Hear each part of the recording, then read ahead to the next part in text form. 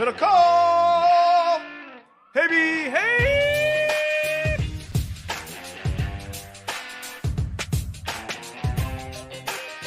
What's up, everybody? Welcome to Haberman and MIDDLEKAUFF. I'm Guy. That's John. We hope you all had a great Thanksgiving. We are live on YouTube. Happy Thanksgiving, everybody. Coming to you in your podcast feed at your leisure. Happy Hanukkah, right around the corner. Yeah. Merry Christmas. Let's dial in. This is a big December. Weight gaining season, John. Big time. Big weight gaining time. season. By the way, as we record this, the Raiders, some are calling this Raiders postgame live. Some, not us, just some. Raiders overtime win over the Seahawks, and that means, John, that the 49ers are solo position of first place. There you see a photo, if you're watching the video, of Jimmy Garoppolo pointing up to first place, pointing up to first place, single finger in the air, doing his best Kenny Stabler. Just go deep. Was that the quote? Just go deep. Go deep, baby. Go deep, baby. Just go deep, baby. Go deep, baby. Win City, John. Win City. I mean, when you're 4-7, you're Win City, baby. Patent that, Win City. Win City. It's a big week for Mark Davis, man. Wins, walk-off, 80-plus yard run, which was sweet. He had 220 yards. He's having a fantastic season. Long way. Remember Josh McDaniels made him play in the first preseason game? Yeah. It was like, well, he had a good run with the Raiders. I was going to get cut, and he's, carried the team. Mark Davis, is that back-to-back wins, guy? Back-to-back walk-off wins in overtime. Wow. Now he's hosting the future playoff Trojans. Potentially Kyle Whittingham's going to have something to say about it, but that's, a fantastic. A lot of people are paying attention to that Pac-12 game for the first time. It has playoff implications. Major playoff implications. USC wins, they go to the playoff. Right on. What a weird. Well, we'll get some other stuff later. Wild Saturday night, though, to have like two teams playing where one team, for people who didn't follow it, like if Washington won, then Utah would go to the championship game. If Washington State won, then Oregon would go to the championship game. It was kind of cool. Yeah. I checked out of the Washington State game. I just assumed Washington was going to win. Then I checked the score. It was way closer than I thought. Yeah. John, we are sponsored on this Sunday evening or Monday morning or Tuesday, whenever the hell you're consuming this, by Tito's Handmade Vodka. Tito's Handmade Vodka. I did a swing by Trader Joe's the other day. I grabbed the spiced cider, poured that thing in a pot, warmed it up, mixed it with some Tito's, got the ginger beer also from Trader Joe's, who was not a sponsor of this show, but Tito's is. Put in some of the ginger beer. Wonderful Thanksgiving or now Hanukkah/Christmas/holiday season drink. I went to Nugget Market, South Davis. Yep. I grabbed a handle of Tito's. Mm-hmm. I grabbed a 12-pack of the lime, I think, flavored LaCroix. Mm-hmm. And boom, that's what I took into the party. That's where I came bearing gifts. Tito's, LaCroix. And I think I was the only one drinking them by the end of the night. But, we had a lot of women there, a lot of wine drinkers. And I said, you guys, someone to have some Tito's with me. Yeah. And, you know what they did? Is they made pumpkin espresso martinis. With Tito's. That's the pumpkin espresso martini is a good move. Now there's also the pumpkin pie martini, which is an option for those of you that like pumpkin. It basically was that. It was just pumpkin flavored, but it had, the kind of creamy pie dessert flavor. It was very desserty, I'll be honest with you. Little actually too much. But I know you're not a pumpkin pie guy, but not hating. It was, I'm not a huge pumpkin guy. Looks delicious. Somebody sent me a screenshot on Instagram of a conversation they were having with a friend where they just predict all the things that we say in the Tito's read. Yeah. It's harder to make, but it's they do it the hard way because they do it the right way. Unanimous judges' choice double gold medal at the World Spirits Competition, check. Chairman trophy for the world's best vodka tonic, check.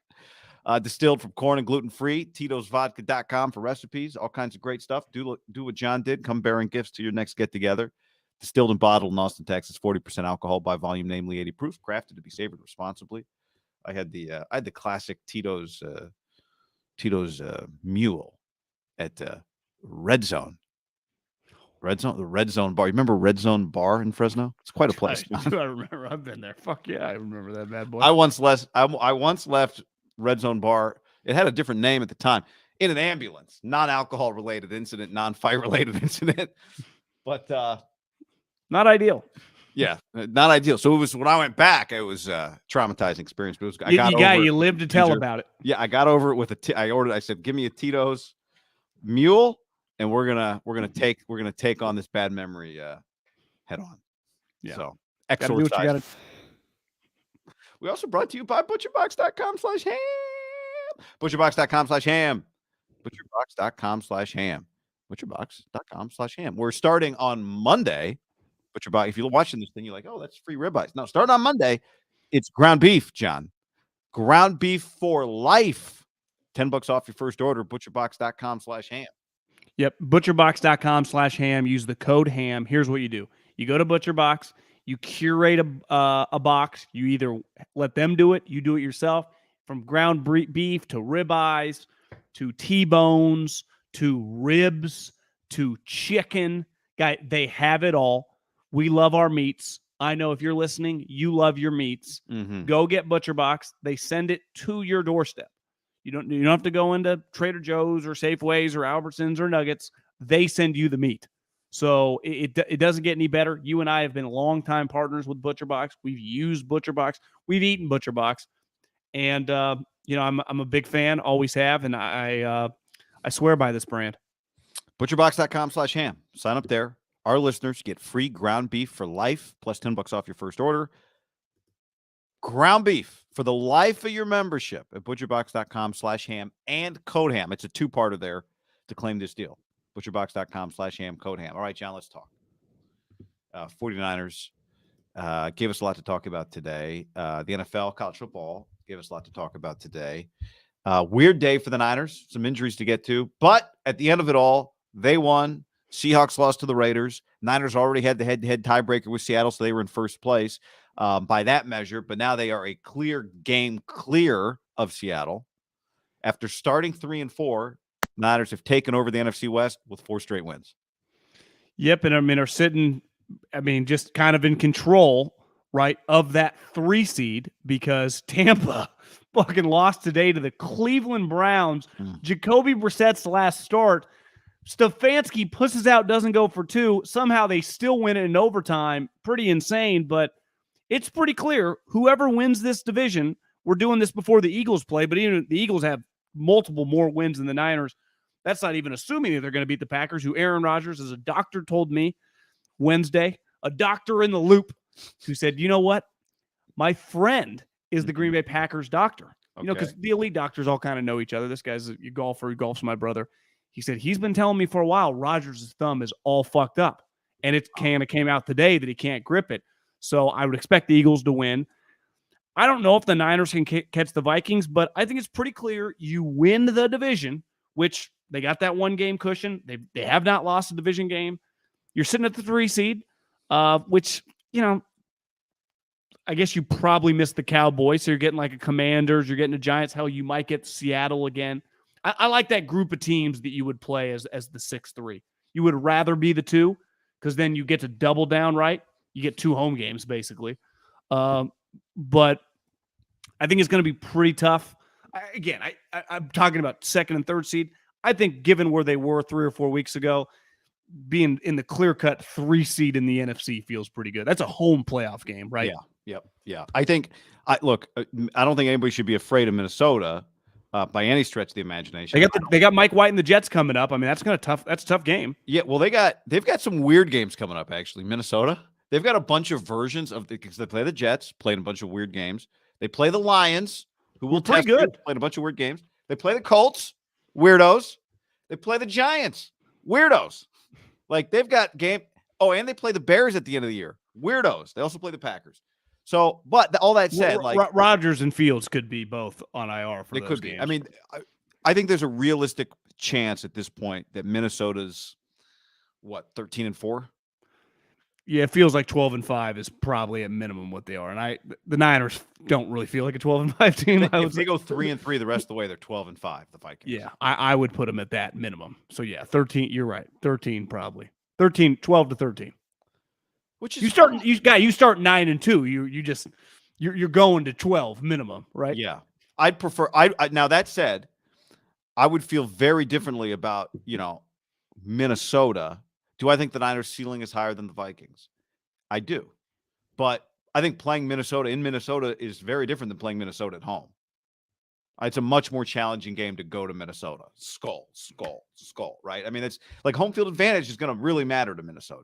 Yeah, that's a big swing game, right? Because the Niners beat the shit out of them. Now they're a different team, obviously a different coach, but the Niners benefited a lot from Minnesota rolling it. Now that was also a different time. I guess the Niners were the 1 seed in 19, right, when they went to the Super Bowl, but it is, I wouldn't say a disadvantage, but one thing that the 2 seed no longer gets a bye. So you're both playing that weekend. I was kind of looking on Thursday. I was a little toasted. And when the Patriot-Minnesota game was going on, I was trying to figure out, it's hard because the 5, 6, and 7 kind of move in both conferences. It's hard to know the exact playoff matchup. Who's going to be the Monday night game? You're talking about the wild card weekend? If I told you Niners-Giants were playing, I would say that would have some Monday night potential because the Cowboys are also playing. You have you'd have the Patriots, the Jets, you'd have a lot of other games to put throughout the weekend. So do you think it's safe to say the Niners wouldn't end up on Saturday, that there's enough weird matchups that they... But it's also did they put the Rams and Cardinals last year on Monday night just because they're fuck it? Or did they think that was a sweet matchup? I don't know. I don't know the mindset on the Monday night game, but I do think you want to avoid that thing at all costs, right? Yeah, playing on a short week. Yes. But you got to win that game. Yeah. But I guess if you play Monday, you're going to be playing Sunday. But remember, the Rams played Monday night against the Cardinals, and then they had to travel to Tampa, I think at the 10 a.m. kickoff, remember? On the Saturday? Sunday. On Sunday. No, they played Sunday, but... Did you, when you were looking at it, did it show you the networks for what the Saturday? No, I just pulled up the 2 conferences and we're trying to figure out the games. Yeah. Now, I wasn't thinking ABC, CBS, Fox. Right. Yeah. It's there was one game between 2 teams with winning records on Sunday.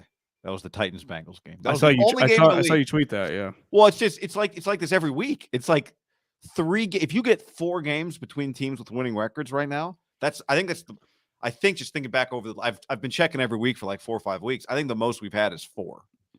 I will say this though. And there were no buys this week. Everybody's playing. I only really watched overtime Seattle Raiders, so I can't claim to watch that, but I've watched the Raiders all season long. And watching the Saints, who were both, 3-4 win teams. You watch those 2 teams, they do have a lot of good players in a lot of positions. Right? I think there are going to be some teams this year that win 5 or 6 games. And you go, that's actually not just some shit team. I've seen the Niners go 5-11 and been that team was fucking terrible.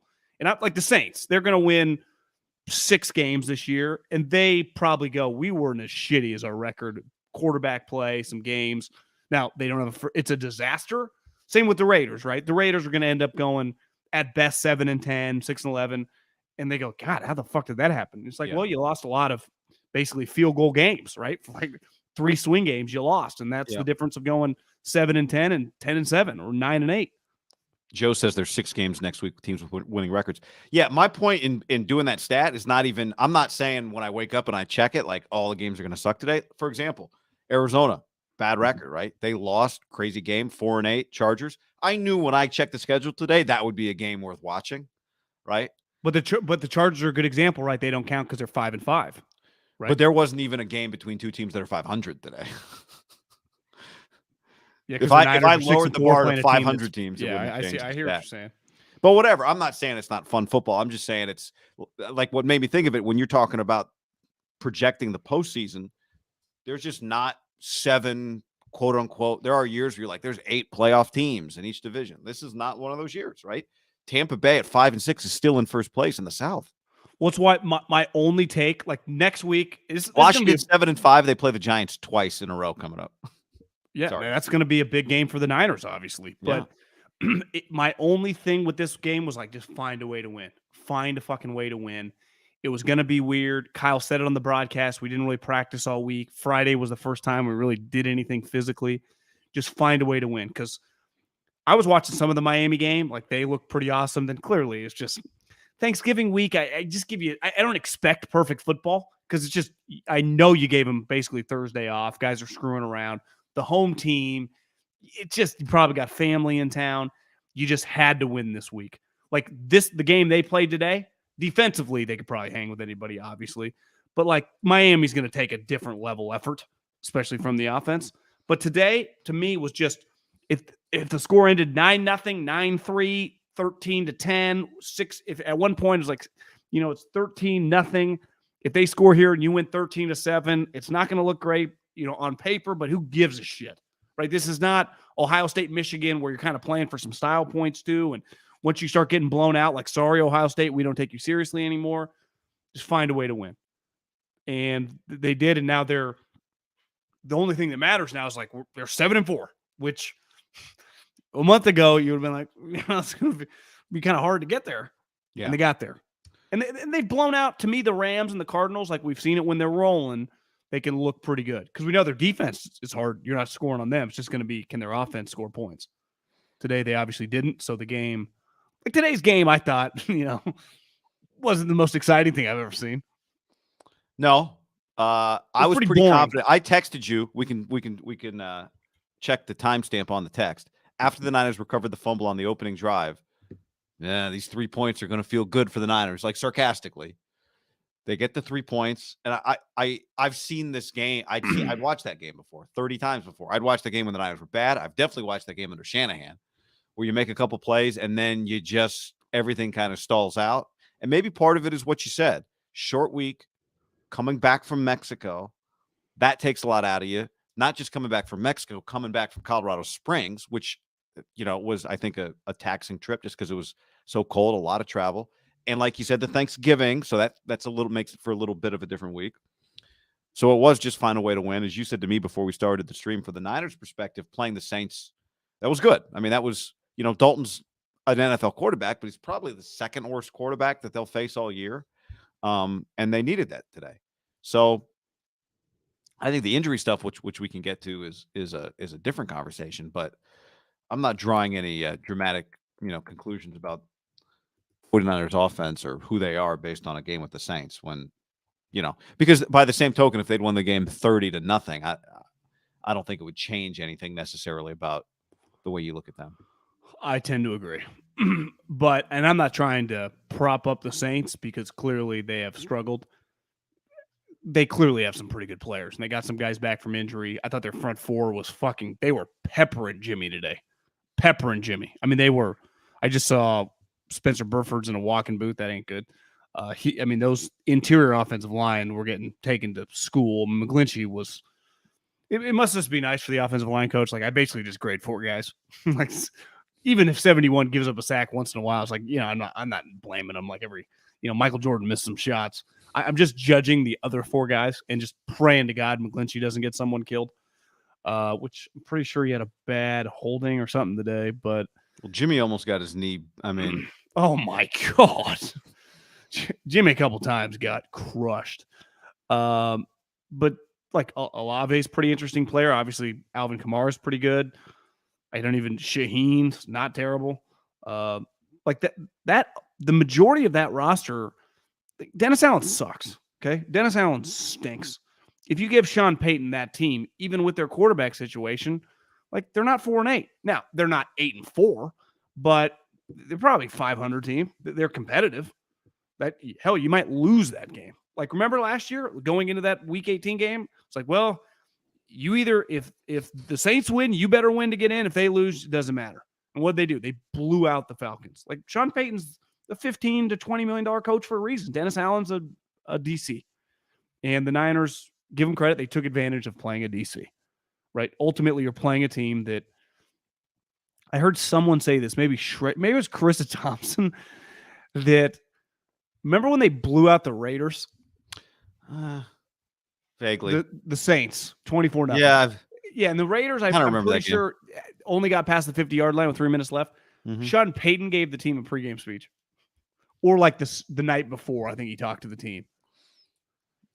But like, that's not happening. That's doesn't do that every week. No. Because I thought today, like, the Saints were trying, right? I mean, they were flying around. Yeah, The they're fine. defense- They're not mailing it. They're not mailing it in. They let Taysom Hill run their offense. They threw a fade to Taysom Hill on 3rd and goal. What are you guys doing? A little weird. So, well, like when Sean retired, did he mandate like you still got to use this guy in direct snaps? Like, can you just move his position, or can he not really do anything else? I don't know. do what? Make him a fullback? I don't know. I mean, what? He's not a quarterback. Same offensive coordinator, right? Well, I mean, Sean Payton definitely called the plays. I just mean it's the same. Like, I think the staff is probably the offensive staff is the same. He did have the one dime to Olave that got overruled when Kyle had a challenge that actually was worked, even though I think that rule is so stupid. But that you have to take a 3rd step. It's a cat. Like, he caught the ball. He caught the ball. He landed. His elbow hits, and then the ball comes out. Like, but the elbow. It's about the fact that he. I get it, but it's we have to agree while he was upright. So if you're falling to the ground, you have to. Yeah. Anyway, that's the Des Bryant rule, correct? Yeah. Although I think, possess it through the ground. Yeah. Exactly. If you didn't possess it while you were upright, if you're going to the ground. So, the Ravens are what, 7-4 now? If you look at the Ravens this year, and they lost today, kind of a bunch of weird games too. I'm not saying the Niners are the Ravens, but I feel like that's more of who the Ravens are. But they lost to the Jags on a 2-point. The Ravens have a 5-point win over the Bucks, a 3-point win over the Browns, a 2-point win over the Bengals. I think they're probably a 3-point loss to the Bills, a 4-point loss to the Giants, and a 1-point loss to the Jags, and a 4-point loss to Miami. Like, they're probably not a good comp for the Niners. They're even a little bit more of a weird roller coaster, and they haven't proven anything in the playoffs. What makes the Niners unique is the respect they're going to get in playoff games, right? They're going to be favored, obviously, whoever they play in the first round. It's at home. But if they play Minnesota in the second round, that's not just a lock Niners +3, right? Couldn't you see that being like Niners +1? Even if one team's 13 wins, the other team's 11 wins. And a lot of people, I think, would be on the Niners in that game, just based on Cousins, right? I mean, that primetime game, his coach had to give him credit after they beat Belichick for like, how about that? It wasn't even 1 o'clock, kind of making a joke in the locker room. Wait, it wasn't even 1 o'clock? I don't get it. Well, kind of like, how about Kirk Cousins balling at night? Oh. And the Patriots on Thanksgiving night. You mean in a primetime game, basically? Is that yeah. the point? Yeah. Josh Jacobs, somebody just DM'd me this from NFL research. Josh Jacobs, the only player since at least 1950 with 225 rushing yards and 70 receiving yards in a single game. Can the Niners borrow him? Because they got some running back issues, guy. Sprained MCL is what Shanahan said after the game for Elijah Mitchell. Christian McCaffrey, you texted me after halftime, like, is he okay? And then they showed him wearing like that. I don't know if he had one, like basketball players wear that thing under their kneecap. It kind of looked like maybe that's what he had on. And then he came back in and he had a run that did not look comfortable. He did not look explosive. He did not look like he was moving with the same fluidity. Got some questions about their run game right now. Well, and Deebo Samuel has a hamstring injury and he had a quad contusion. So, I mean, he's in a weird way another running back on their team, right? Yeah. So you were down to Buck Mason pretty quickly. And I would imagine Elijah Mitchell, you have a sprained his MCL, like he's out. Like, I don't know if it's 2 months. I mean, it might just be a couple weeks of relaxation, but like, he's not going to play this week. Like, he's not. So when he gets injured and he's on the, whatever the, where they put the Gatorades in, sitting there slumped, and they were like guys coming over saying hi to him.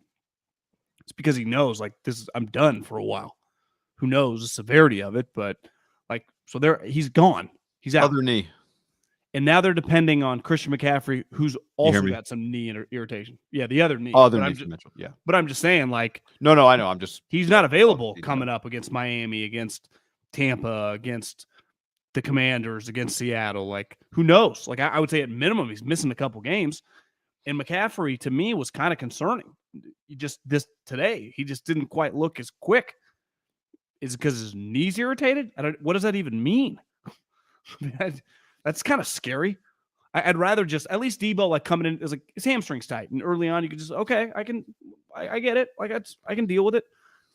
Knee irritation, I don't makes me nervous. And listen, he earned it with that game when he threw a touchdown, ran a touchdown, and whatever, caught a touchdown. It was cool, but like there more games are happening now, and he was averaging, almost 2 yards a carry.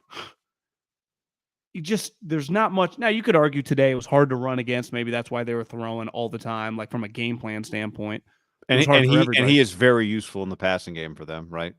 I will say this. Before his knee got injured, Elijah came in there and busted a couple runs. Yeah. He looked a little more. The touchdown run that, Kittle got the hold on was a great run. Is McCaffrey playing that fast? Is 25? Didn't look like it today. He's. We have to go back. Can you remember the last? Did he have like a hit the hole hard and just pick up 9 yards?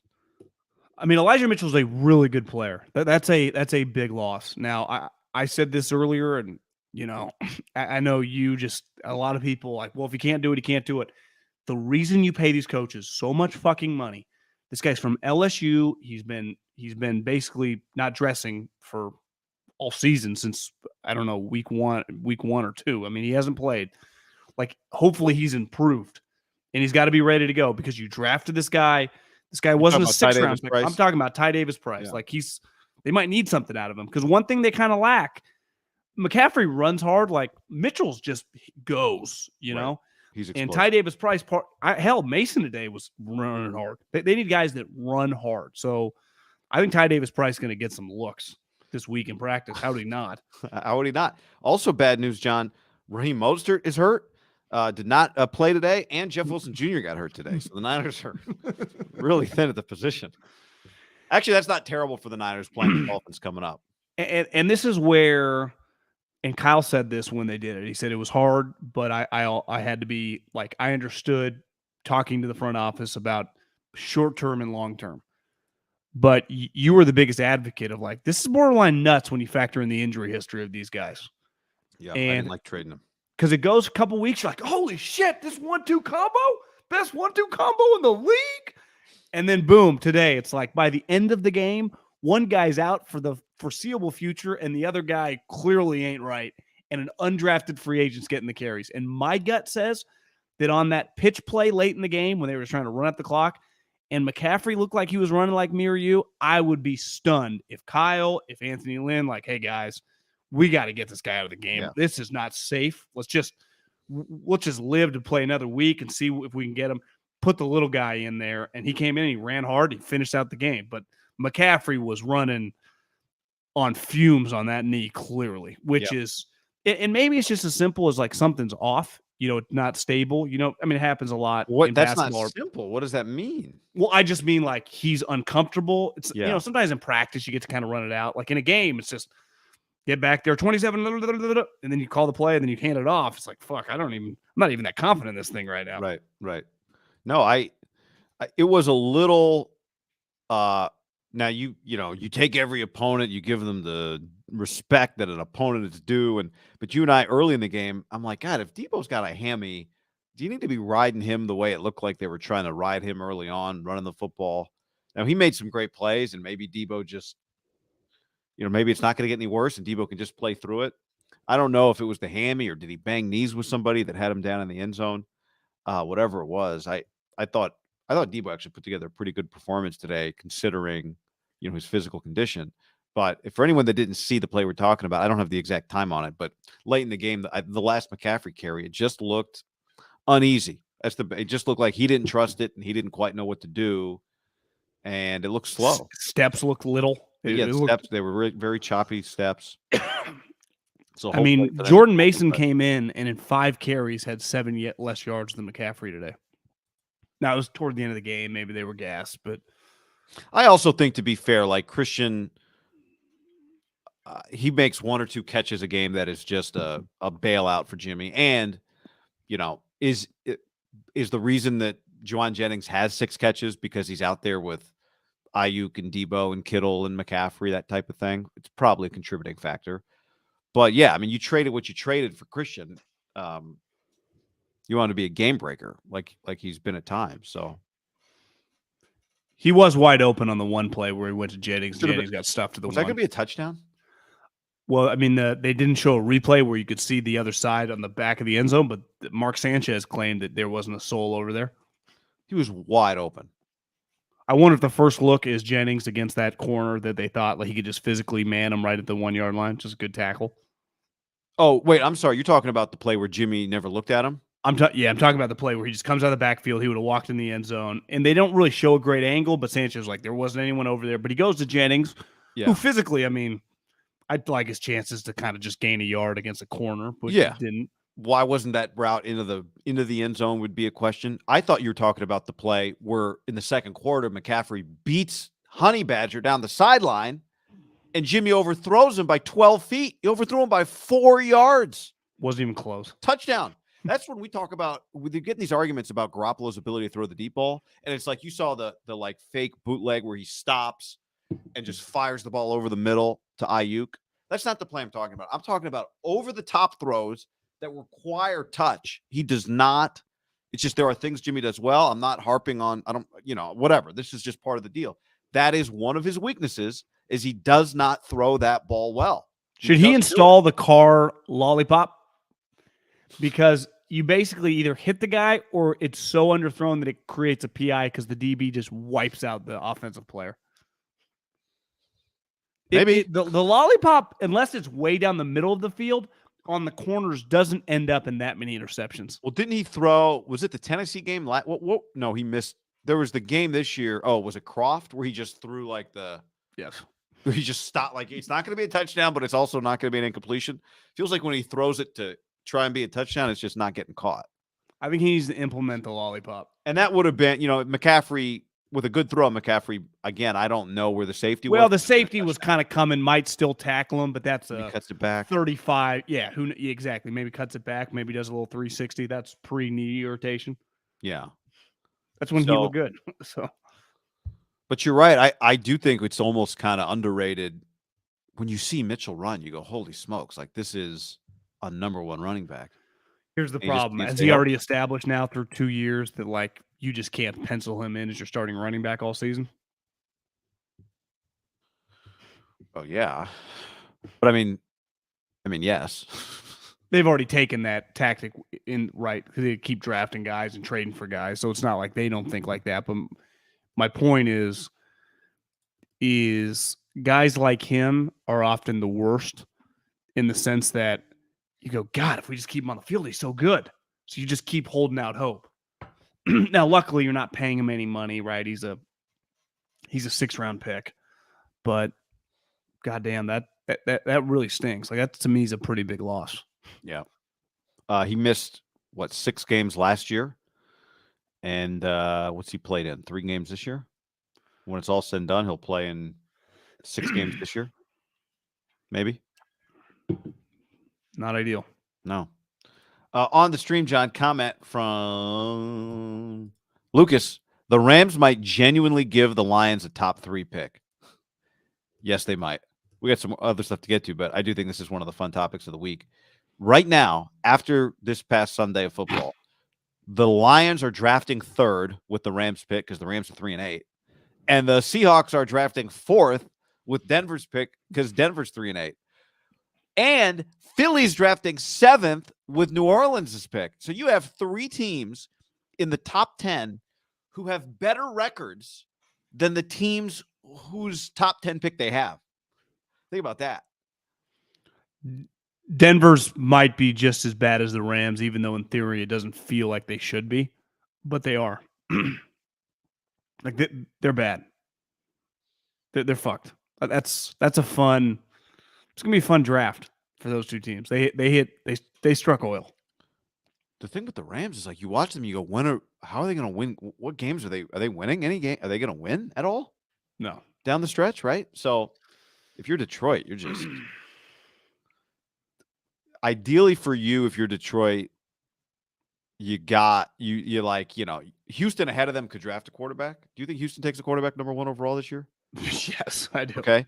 So that's great news for Detroit. Unless it doesn't feel like Detroit's going to draft a quarterback, right?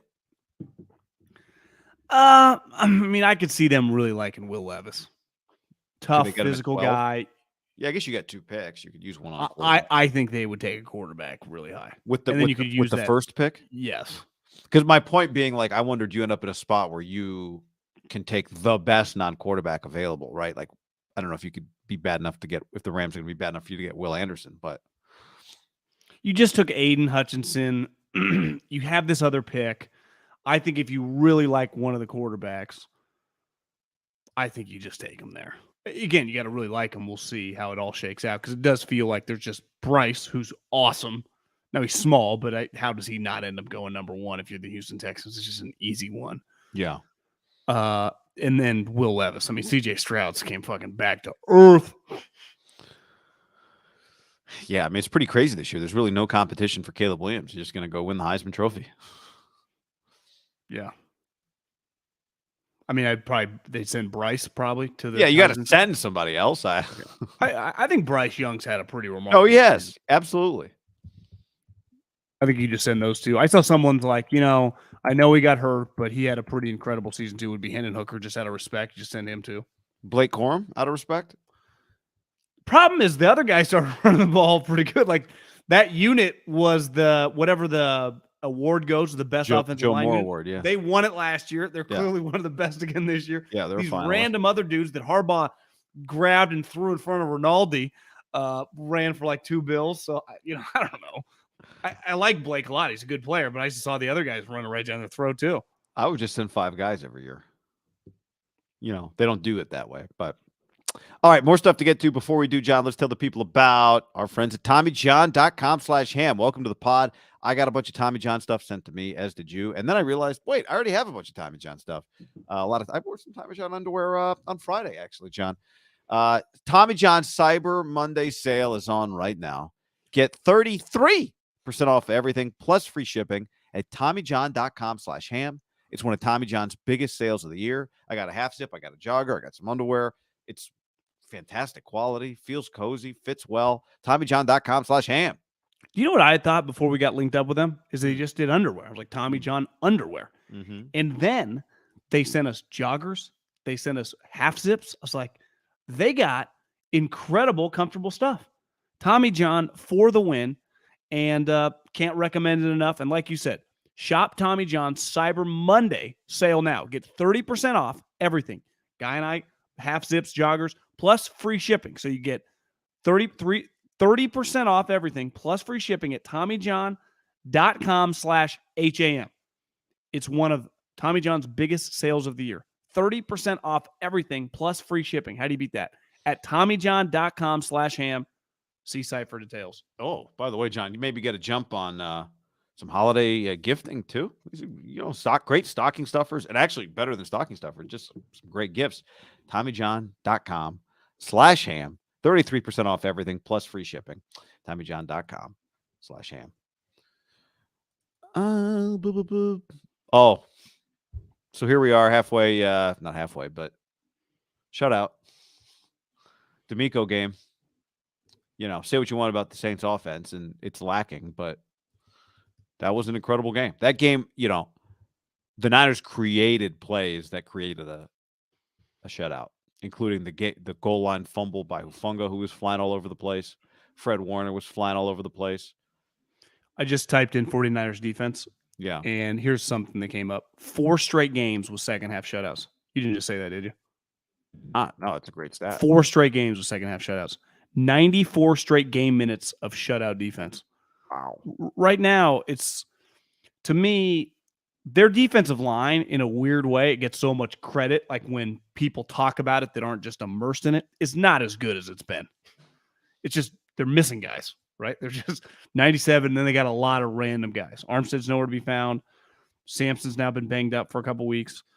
But the secondary, like, the back 7, which the front 7, the linebackers are always included, but the back 7 is tackling incredibly well.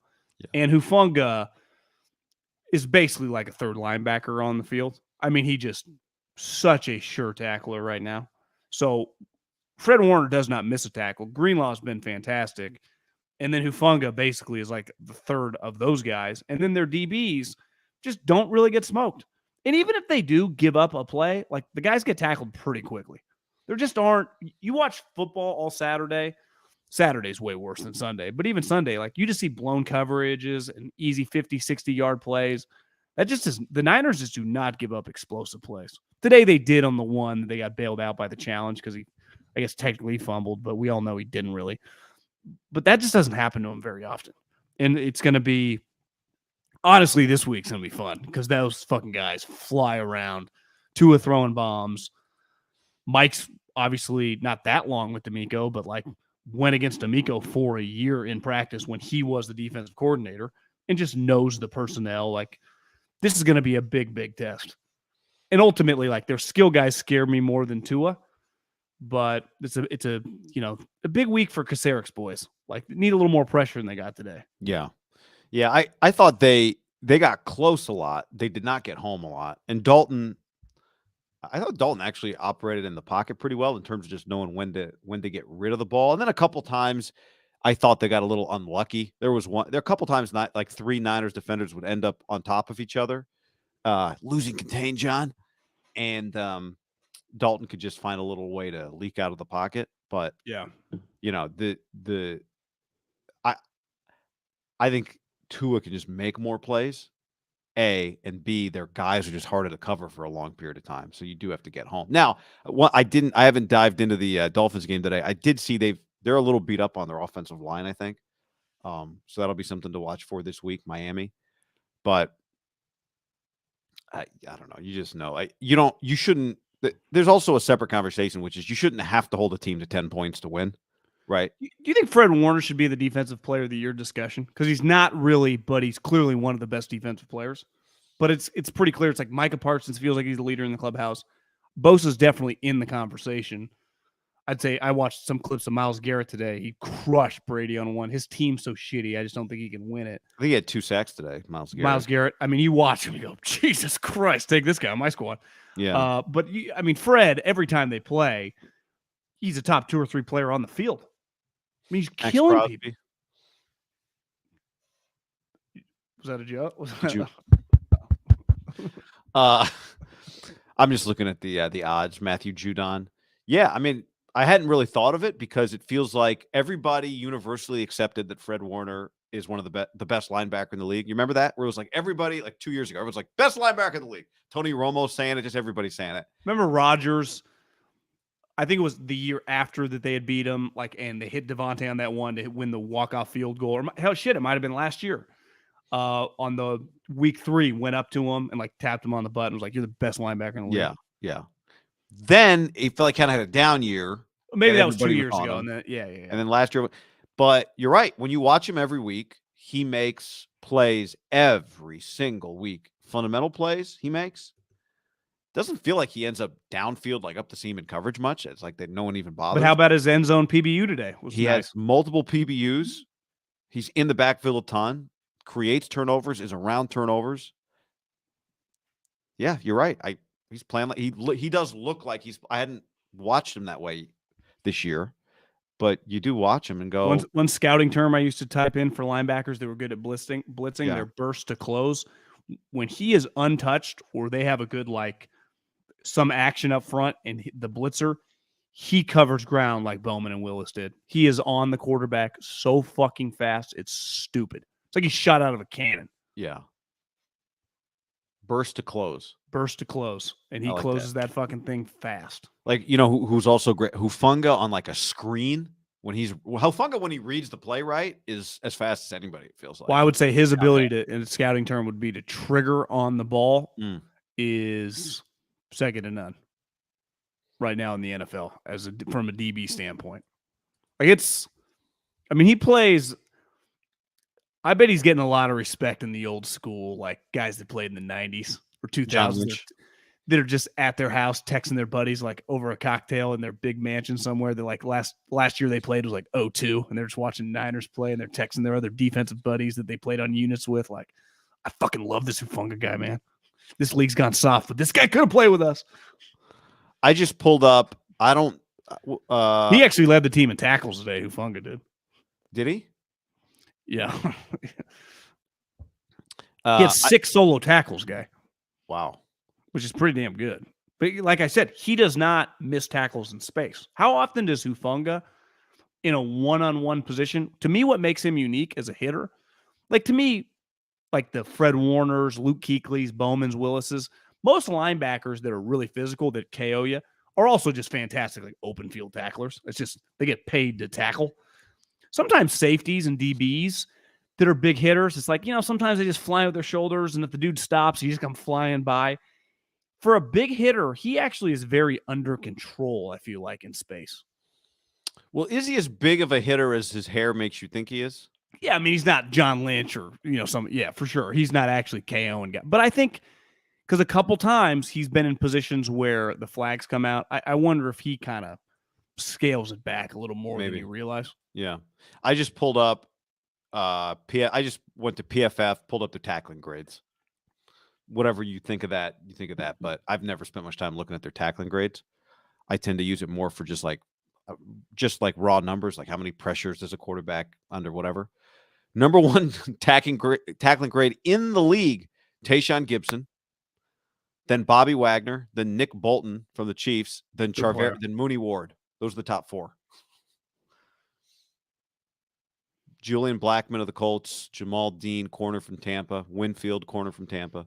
The sample size with the corner is probably like with Ward is so much lower, right? I mean, yeah, it's got to be. But he's a good tackler too. Yeah, I mean, Tayshaun Gibson's got 29 tackles, so you're right. Mooney's got 43 though, which is 10 less than Bobby Wagner. Same number of games. You think Bobby regrets? I don't even know who else was trying to sign him. Yeah, I don't. Probably not. He's won his championship, right? That's the thing. Like, listen. Ultimately, Richard, when they cut him, went on 2 years later after the injury to have an all-pro season. For the most part, has Pete kind of been right on some of the guys they've relieved of their duties? Like, it's like, Bobby, you've played here for 10 years. We've paid you a lot of money. We've won a lot of games.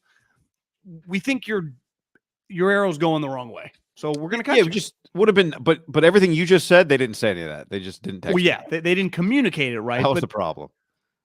It does feel, though, when guys, really emotional players, feel like they shouldn't get cut. And right, because they got a lot of pride. They think they can still play.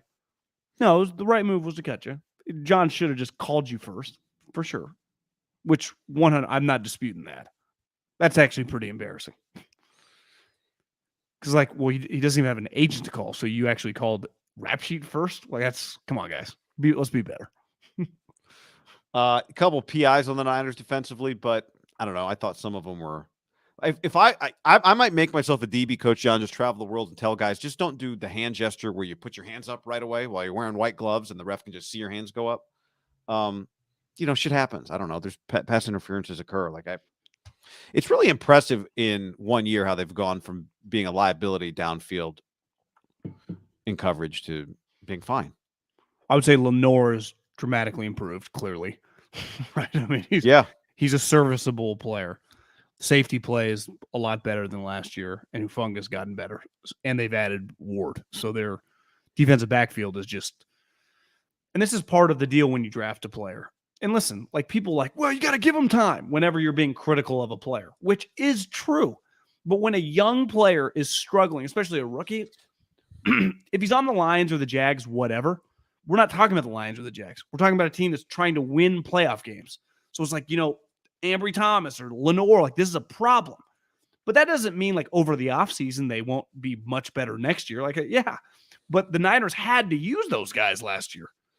It happens all around the league for people that talk about a specific team or specific players. Like, give this guy time. Well, what team's he on? Right? Is he on the Eagles? Because they're going to need that guy to produce right now. If he's on the fucking Texans, I'll just let it breathe. You're not getting cut. But that's like if Ty Davis Price has to play these next couple weeks, he's got to play. He's got to contribute. right? Doesn't mean in 3 years he could be, if you tell me in 2025, 49ers starting running back, Ty Davis Price, very believable. Happens all the time. Hell, he could be the starting running back next year, for all I know. But we're going to be like, however it goes against the Dolphins, assuming he plays, which by attrition, he might not have a choice, or the Commanders or whoever in these next several weeks. Like, you got to talk about how he's playing then. That's how the coaches, like, it's not like Kyle's like, give it time, guys. We got 3 years. Well, yeah, I mean, we got 60 snaps this week. We got to make some of them count. He's on a rookie deal, everybody. We're just getting our money's worth. Yeah. Niners have given up 2 touchdowns in the last 3 weeks, by the way. Since the bye. They've given up three touchdowns. Or 2 touchdowns. One to the Chargers, one to the Cardinals. Nothing today. I would say the Herbert thing was relatively impressive, but they were playing, Keenan Allen wasn't there. Keenan Allen looked pretty good today. I know Mike Williams came back, was it last week, and got hurt immediately. There can't be a worse feeling than having a sprained ankle. First catch, go up, get it, land on the ankle. I mean, that pain has to be like, fuck me. And then the last 2 weeks, I mean, I like the guy, and I think he's a good backup quarterback, but they've played 2 backup quarterbacks, right? Colt McCoy and Andy Dalton. Yeah. Like, you put Herbert on the Saints team today, for example, I think it would have been a little different animal. No question. But you just don't face Justin Herbert's most weeks. No. And even this week, like, I know you got to beat those guys in the playoffs. You win a division just by taking care of your business week to week. For sure. And they have. Complimentary football. Although their defense is more than, you go back and forth, and some games we react. The Chiefs game, you react to D'Amico Ryans, but I mean, what you started to. Well, I was just going to say, a lot of air right there. Well, it's weird because today there was not much flow in the game, and it just was a pretty ugly game to watch from a football standpoint relative to some of the other games, a lot of action. But I was just thinking, like, if you're an NFL team and a good NFL team, if you cover, like, can it be a bad win? Like, the Niners were a pretty big favorite today, weren't they? Like 7.5 or 8 points, and it was 8. Yeah, might get to 9. Like, they covered. So if I told you to coming into this game they were going to cover, you'd be like, that's going to be hard for it to be a, more. You'd be like, it's probably a pretty good looking win, right? But like 29-17 is a different type of cover than 13-0. I agree. But there was a stretch in the second quarter, and it flowed right into the third quarter. There was no flow. And I get it. Maybe a guy commits a penalty, but holy shit, there were penalties. I mean, how many plays a day were like, we got multiple flags, one on the offense, one on the defense offsetting. We got 2 on the offense. It's like, oh my God, stop calling penalties. Let the game just happen. Yeah. I'm just pulling up how many. The flow of the game was several were declined. Did you think the Kittle hold was a lock hold? No, I didn't think it was a hold.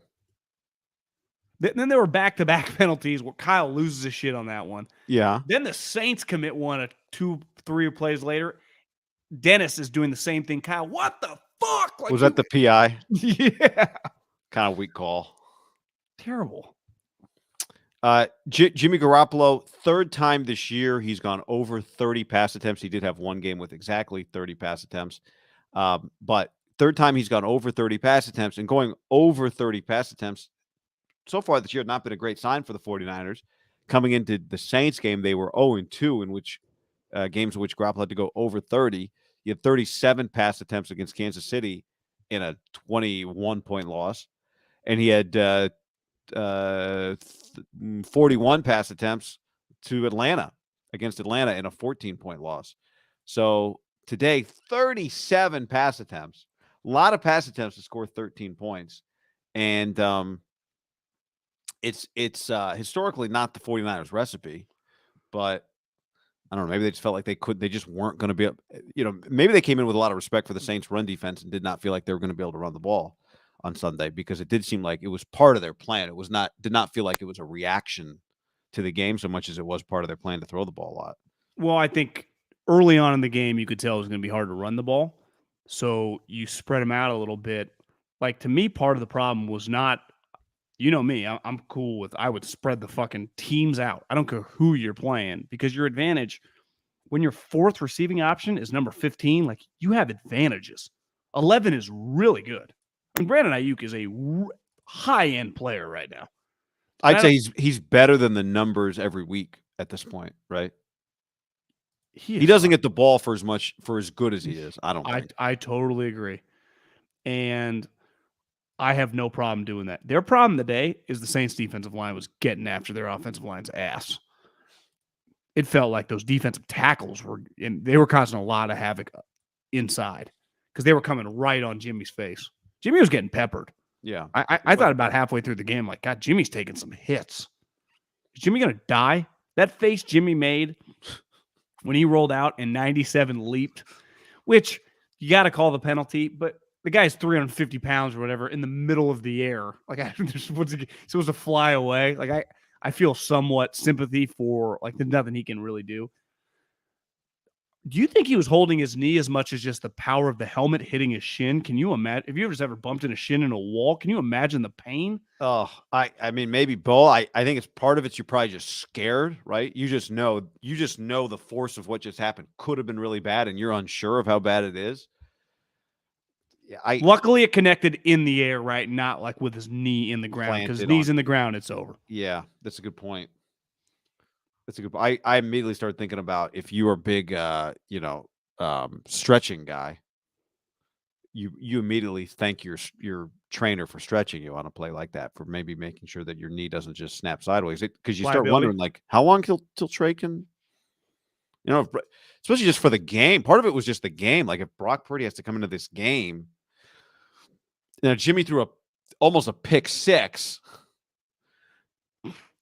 that got called back because of penalty. High effort on Jimmy to get over there, though. He sprinted his ass off. He did, and then there was a penalty, and it was fine. But I do think a little ticky tack, I'd say. Yeah, is the guy that did Chris Harris pick that off? Did he hold and then he dropped out? He just committed a bunch of stupid penalties today. Gotcha. He's old. The late hit on Juwan Jennings. That was stupid. And then the hold on Juwan Jennings. So, I thought it was it was the same Jimmy game. It was fine.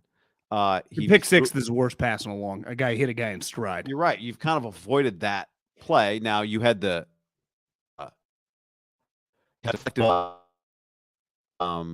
he got away with. Was that on the goal line? No, that was in like the middle of the field where Kyle Juszczyk turned into like Laird Hamilton's wife. He flew up there and he hit that spike like he was playing Misty May to win the Olympic gold. He went woof. And even then it still kind of bounced and almost. Gabby? Is that whoever Laird's wife is? I think it's Gabby, right? Misty and Gabby? Yeah, I don't know. No, Misty's partner is she went to Tom Brady's high school, Sarah High School. Again, I don't know what I'm talking about here. No, you're on point. You're not saying anything wrong. I'm just trying to remember. Gabby Reese, I think, is Laird. And then Misty May, and what's her playing partner's name? From Jay Sarah. Kerry Walsh Jennings. Yep, there we go. See? It was fine. It was the same game. He's gonna, you know what? Because when he threw that pick, I thought, oh, here we go. And then I thought, people throw interceptions. He just hasn't really lately, right? The one that Juszczyk spiked, Johnny hasn't thrown a pick since the Chiefs game. As he's getting hit, he's closing his eyes. The ball goes kind of lower, perfect skip like a golf ball off a rock, and just elevates so high. I mean, the Niners, that was as instinctive of a play by Juszczyk as you're going to see. He saw that thing, and he went with a fucking backward hand to spike that with all his might. He swung so hard, he's lucky he didn't hit his hand on a helmet and break his fingers. Again, a couple other Garoppolo plays, because it feels like he's really comfortable. I'm not saying he was great today or any different today. I'm just saying he looks comfortable trying some stuff. And when Kyle's calling a bunch of, Kyle's letting him do, like, Kyle is acting comfortable with Garoppolo right now. Well, guy, you can't run you couldn't run the ball. He's going down and somehow throws the football to Elijah Mitchell near the sideline. He know that guy was there, or was that a guess? I think he knew he was there. I do, but that was a risky play. The play I showed the thing at the beginning of the podcast where Jimmy points to Ayuk. Like, not quite a scramble, just standing. Go deep, Brandon. And then just lollipops it to the sideline, out of bounds. That was a hell of a play. Tom Hanks sign-off was throw deep, baby. Throw deep, baby. Which is what Jimmy was calling his shot here. Yeah. The third down throw, one of the third down throws over the middle through 3 guys to Jennings was probably Garoppolo's best throw of the day. That was a really good throw. I would say the touchdown throw that the Honey Badger got a finger on was still pretty good because it was high enough to, like, he had to leap in midair to even touch it. Tough throw, yeah. It was a tough throw. You have to layer it. Like, that's always a nitpick when you're evaluating quarterbacks. Like, that is the ultimate layered throw at different points of the field. Like, that's the thing Mitch Trubisky, like, he's incapable of making. And it's right. Jimmy, I wouldn't call him like Aaron Rodgers or like Patrick Mahomes on it, but he definitely can do it. But he also could have hit Honey Badger in the numbers. But I would say that tended to be a better throw, given that it was high enough where even if he leaped and touched it, it was still going to fall back. He missed on the right side because it would have been easy just to airmail everybody, which I would say he tends to do on that throw. He's more likely, the way he's playing right now, to throw it over everyone to like hit the Honey Badger, right? Yeah. But I think he really felt he had him. I would imagine they rep that play, knowing that the size difference of Jennings against the Honey Badgers definitely a mismatch of height. And he gave it a shot. Now, there's obviously an element of luck that it fell right into his stomach, but I wouldn't call that a negative throw. No, I didn't think it was a bad throw. So it's a risky throw. I didn't think it was a bad throw. I agree. It was a cool play. I made a note here, almost to an interception on 3rd and goal on the first possession. I don't remember. I can't picture the play though. Then, remember Kittle was supposed to like come inside. Oh yeah. And then they're talking, and Jimmy's doing some of these, and George is like doing some of these, and yeah. He's like, "Well, I thought his shoulder that way," and it was like. Good thing with Jimmy on the short stuff, like once you're at the 5-yard line, the ball's getting out of his hand pretty fast. That a lot of people, he's not throwing like Brett Favre, Josh Allen, 100-mile-an-hour fastballs, but he's throwing it hard enough and he's getting rid of it quick enough that everyone's still kind of moving to their spot. He had a check down to, I think, McCaffrey over the middle today where he was getting sacked and somehow he got the ball out quick over the middle, where his release showed up on that. So, what was the numbers here? 67%, 16 touchdowns, 4 picks. You can't complain about that. Yeah, he's been efficient. John, again, he hasn't thrown. They've won 4 games in a row. He hasn't thrown an interception in the 4-game winning streak.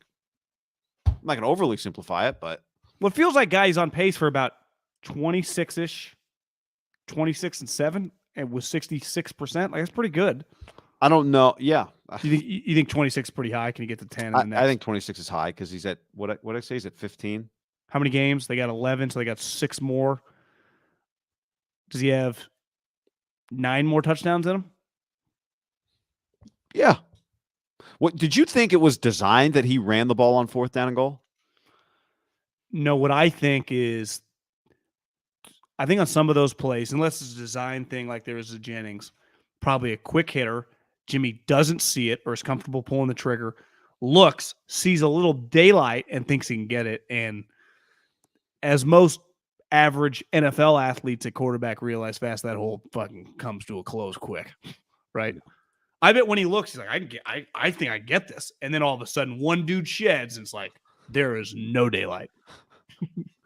A linebacker takes 3 steps. Like, there's a reason you run a 4.5.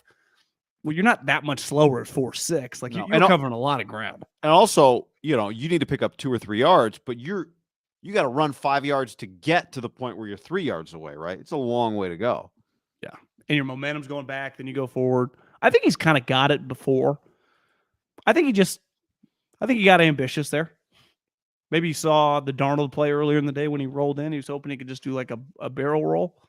Albert says on the stream that Juice slipped on that play, and so Jimmy took off. Check the tape. I think for the most part, what he's doing probably more consistently than he's done in the past. There were some plays today, like he threw to Juice out of the backfield. It was pretty clear there was a guy right on juice, but it's like, I'm just going to take the completion. I'm not going to force things. See a guy, go with it. Like, I'm not. He's like a golfer that is just kind of playing shot by shot, but he's not like, I'm going to hit a draw here. I'm going to hit a fade here. I'm going to try to hit it over the tree here. It's like, I'm just going to keep this thing in the fairway, keep it on the green. Like, I'm not like, I'm just playing this slow and steady. I'm not going to pump 4 balls out of bounds, which I would say in the past, he has been more likely to like, God, he just had a day where he hit 7 balls out of bounds. I think one of the fundamental problems is that he's not going to make a ton of plays out of. He doesn't ad-lib. Right. But he actually does a little. He has been ad-libbing a little bit with some success. The touchdown to McCaffrey against the Rams being an example. But I think he's done one thing he does really well. He will hang if he can get protection, he hangs and hangs and hangs and gets rid of the ball quickly. Not scared. But one of the main problems is just he's not going to hit 100% of this plays that you scheme wide ass open. He's just going to miss those sometimes. So you have to scheme up. If you want to hit 2 or 3 of them, you got to scheme 4 or 5 of them in a given game, right? And if it's a 1-score game, it's the Super Bowl. It's today's a 1-score game, and you got to hit McCaffrey open down the sideline. He just might. You can't bank on hitting that play. Does Kyle tell his dad to like, Mike or Dad, Coach? I can't tell anyone this, Coach, but I've kept track, and I've schemed 75 plays the last 2 years of running backs out of the backfield on a slow safety or a linebacker. Or tight end. That has a guy by 4 fucking steps. Or juice. That if we just hit 30% of them, we've missed 98% of them. 100%. He has that stat. We have left 17 touchdowns on the field, or whatever the number is. They have. And, every quarterback misses like, oh, could have missed that wide receiver. These are specific plays to a wheel route, to a delay on a tight end with the guy wide open running straight. Not like Ayuk's open on this play, Jimmy missed him. No, this play was specifically schemed. Even Sanchez like, yeah, they had that one dialed up. I wonder if they shouldn't practice it during the week. Like, does Jimmy get too amped when he sees it happening? I don't know. But even if it didn't hit in practice, if you're Kyle, how do you not call it when you know it's going to be open? Yeah, it's just, again, he lacks the touch on those over-the-top throws. He just does. He just does. Even though he can throw his ball, he just lacks it. It just those are beautiful spiral. Yeah, this is maybe Christian wasn't running as fast today. I don't know. Well, I think there is, and this is what gets debated a lot going into the draft when you're just talking about these prospects, right? There's like the character and the wiring and all that stuff. Clearly, Jimmy has all that stuff going for him, right? The teammate and everyone loves. And then there's just some like specific skills as a player. Like you're going to have to do some specific skills. Like Jimmy gets rid of the ball quick, right? You got a great release. That's the Niners. Kyle would probably give like a toe to have Trey have that release like that quick, that smooth. I would say, is he the most natural? I think Derek deals with this too. Touch is not really their thing. Doesn't mean they don't make touch throws. I don't think it comes innately to them. Talk about Caleb Williams. I think it comes Bryce Young. Like those two guys, it's like these guys have been making touch throws since they were little tiny guys. And their feel playing quarterback, part of their confidence, and I think Mahomes is this too, as ad-libbers, is because they feel when the ball leaves their hand ad-libbing, it's like the fucking pinpoint accuracy I have on the shot. It's like it's going to, more often than not, it's going to be in the vicinity of where I want it to go. Right back to the golf analogy, like Tiger Woods pulled historic shots out of his ass because he knew he could pull it off. I think Jimmy's kind of hesitant to do it because he's not always comfortable. And I think the loopy throw, why Derek throws the looper, why Jimmy misses so many, I just don't think they're that as crazy as it sounds. They're probably not, and they would never admit this to anyone, maybe to their position coach, but even then, probably not, because you want those plays called. They're not that comfortable making the throw. Doesn't like, and Derek and Jimmy are good examples of like Trubisky cannot do it. Like he maybe like 1 out of 10. Like they can do it, but you only get a couple true options in a game, and it's kind of a coin flip. It feels like when they throw it. Yep. I really believe that Jimmy should kind of implement a little loopier ball, like the one you said he hit Dwelly or Croft on. Just because if you just complete that and he catches, he gets tackled. Isn't that way better than the fucking overthrow? Well, yeah. Yeah. But also, being open on some of these plays. Croft was open, I think, on that play that we were talking about. Wide ass open. You loop that one to McCaffrey today, it might not be a catch. It's just beating a guy by 4 yards is wide open in the NFL, but he can recover very quickly if the throw's not good. And the safety could take for sure. That's a tougher. You're right. They're different throws, but I do believe when you do throw the loopier pass, I would say pretty consistently in the NFL, there's a collision and that gets a flag comes out. Yeah, yeah, that's true. Because he stops and the other guy's sprinting and he can't stop. Charles says, curious to know who MIDDLEKAUFF thinks is the bigger clown, Cliff or Staley. Ooh, I know this is tough for. See, I don't think Cliff Kingsbury is a clown at all. Actually, he just doesn't coach my style of football. But I don't think Cliff Kingsbury is a clown. I don't lost to Brandon Staley today for people not. I think Brandon Staley is much more of a fake clown. But he has a. I say this sometimes. I think is it too bold? Like, is Herbert a generational quarterback? I mean, I think he's pretty fucking good. He is, John. He's 6'6", huge arm, accurate. I think I didn't quite read this. I think I saw Field Yates tweet something like, "Go back and check it." Second most yards first 3 years in the league since behind Peyton Manning. But he's also a blue chip. But he's also a leader. But he's also one of the guys, likable guy. He's very bright, extremely bright. And it translates onto the field. He's very smart. Just zero worries when you go to total bed package at night as a coach or a GM, total package. Right? Yeah. He is in the category of guy where you'd say, we love to rank quarterbacks, all-time grades, 1, 2, 3, 4, 5. But the reality is if you just gave a great team, just one of the top 20 quarterbacks of all time, they'll compete for Super Bowls. And Herbert is just, you'd put Herbert on any of the great teams in the history of the league for one of the great coaches. And that coach would be like, yeah, we got a shot. We can win it all. What's the Niners record if Justin Herbert's been their quarterback all year? 9-2. Yeah, I mean, if he's their quarterback, we look at them like the Chiefs. Yeah, it's not even the it's like it's more about how you are just you are one of the 3 contenders every year. You are the Bills, the Chiefs. You're right. That's what's crazy is they've. Well, who's becoming that again? And he physically he's not as gifted as some of these guys, but he clearly has it. Is Burrow? Like you see their record? I think they're 7-2 since starting 0-2. Like they're coming. And they won today. Exactly. They're 7-4, and they won today without Jamar Chase. Higgins had a sweet touchdown today. He looks good. Yeah. Now it's weird. A lot of respect for Tennessee, and if you told me Vrabel's looking over an offer that he's going to decline, but it's so much money, it's like I'll peek at it from Ohio State. They're a 10-win team that's like, how the hell did he just win 10 games? What a coaching job, right? It's not we just view but every year we have the same conversation with them. I know, but when you beat them, it doesn't feel like beating the Bills or the Chiefs, even though you kind of should get that respect because they are such a tough out. But, I don't know. They're a weird team. No, they got Ryan Tannehill's their quarterback. It affects everything. He doesn't throw any touchdowns. Derrick Henry was 2 yards a carry today. Oh, no Mixon today either for them. So the Jets hate Zach Wilson. Boy, do they hate Zach Wilson. Holy smokes, do they hate Zach Wilson, John. They replaced him with Mike White and won. And everybody was really happy. You read some of their quotes. They loved them. Was it Mort said they've lost confidence in Zach Wilson, which is like, yeah, thanks for that report from the offseason probably. Well, Saleh had a quote on Friday kind of defending would be strong, but just saying, hey, guys, his career's not over. He just needed a reset, which I think was fair. And there was a report earlier in the week that this decision was not based on how the locker room felt.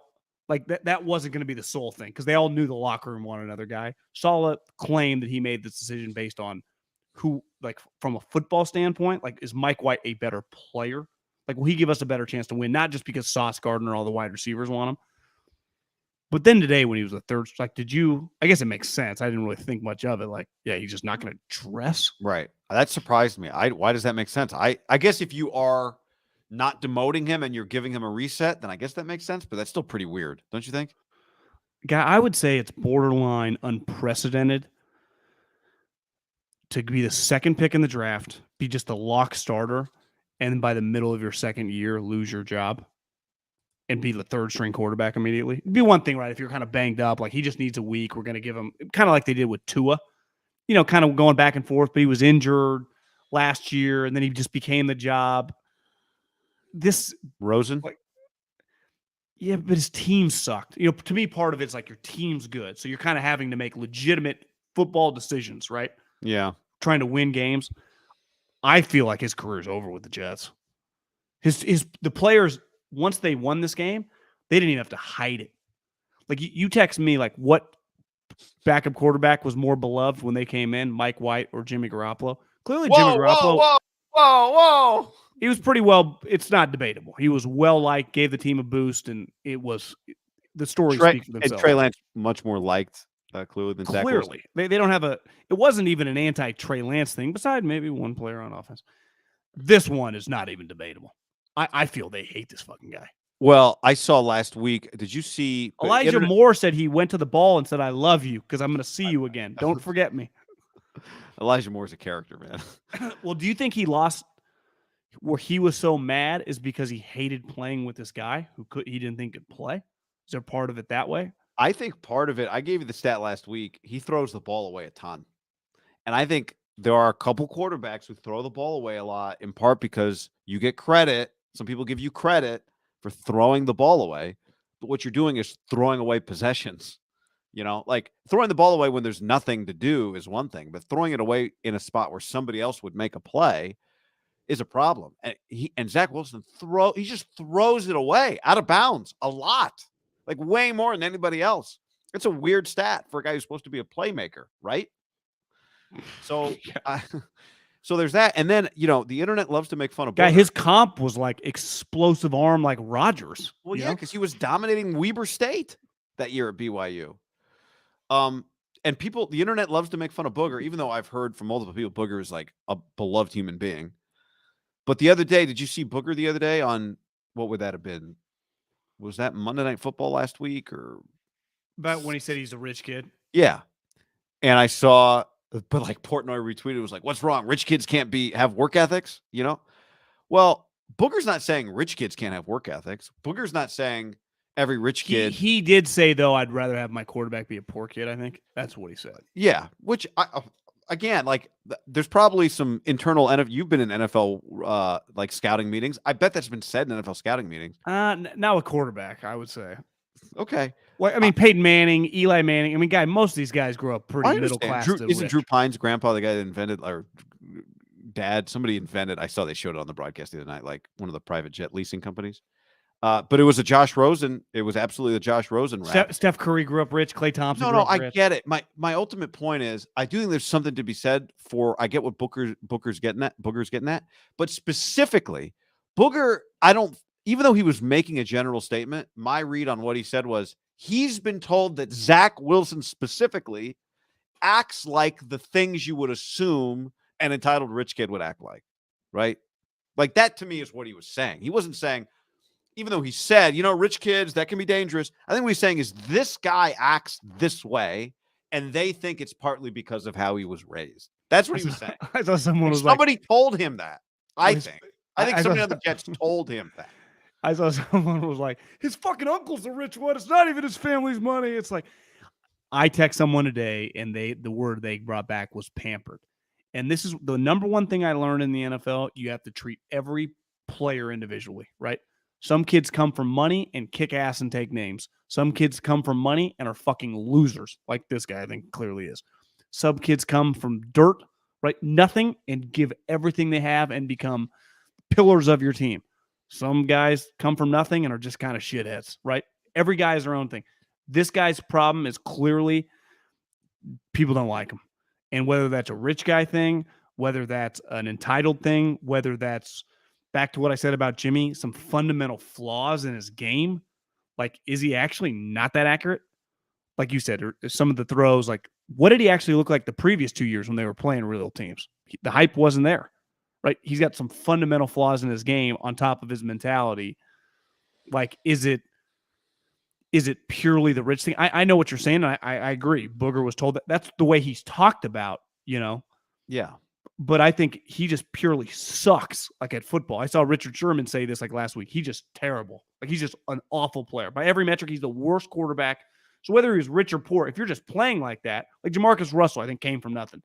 I saw someone forwarded me a DM broke down their stats through like a year and a half, like kind of identical.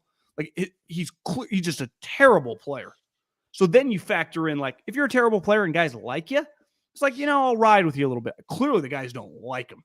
And in a locker room, they're rich guys, they're poor guys. Now, technically everyone in the locker room has money now, but you know what I mean? Like the way some people even with their money are cheap. Some people are fucking frivolous. Some people are all. Well, did you see Micah Parsons the other day? What he said, like he won't. He said something like if I see like so he won't pay more than like $2 for soda. He's like they brought me a soda. It was $4. I sent it back. Yeah. See, but here's the thing: if you're in the Cowboy locker room, like Zeke gets along with Zach Martin, who gets along with Tony. It's like guys just get along, right? The Niners guys, it's all kind of get along. This kid clearly was not well liked. One thing I had heard a long time ago is he was bad in OTAs. He clearly was bad this season. Part of it is just if you're on the team and you start going, God damn, we got some fucking dudes now. Like our team's, and this guy just sucks. And then you don't really like him. We've all worked with people that if you don't like them and you don't think they're good, how do you take them seriously? I think he just gets to that, like the money part.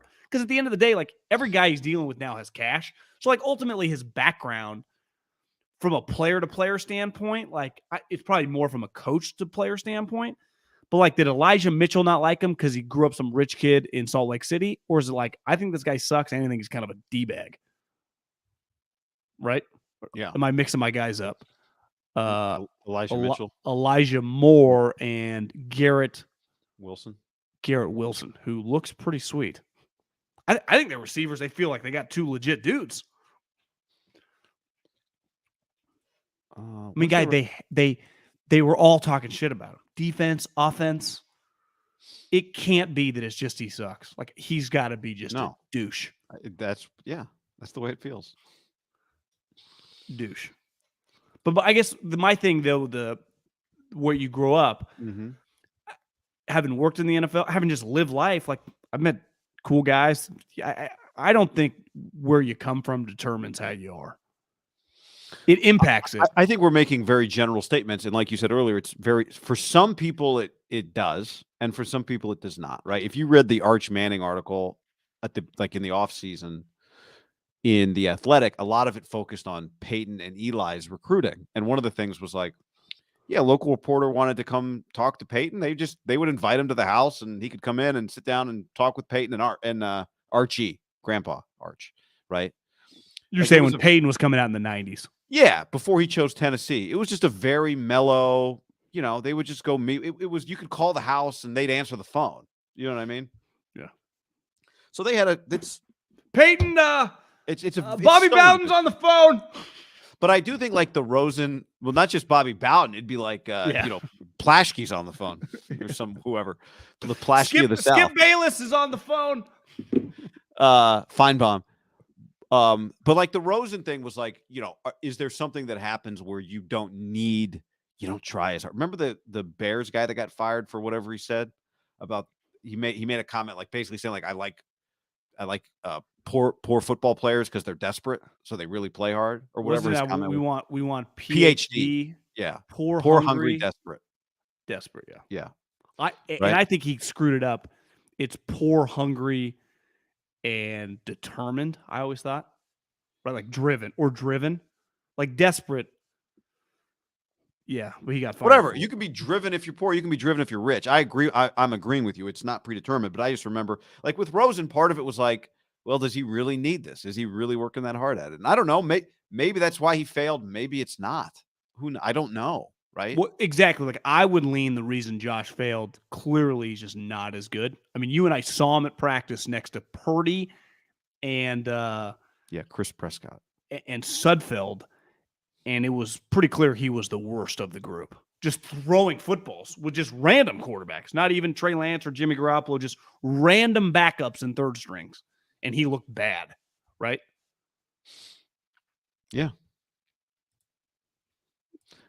Question on the stream: who's the leading NFC passer next year? I guess because Brady is right now. Cousins. Yeah, Brady again. He'd be a good bet. Who? Cousins or Brady? Cousins.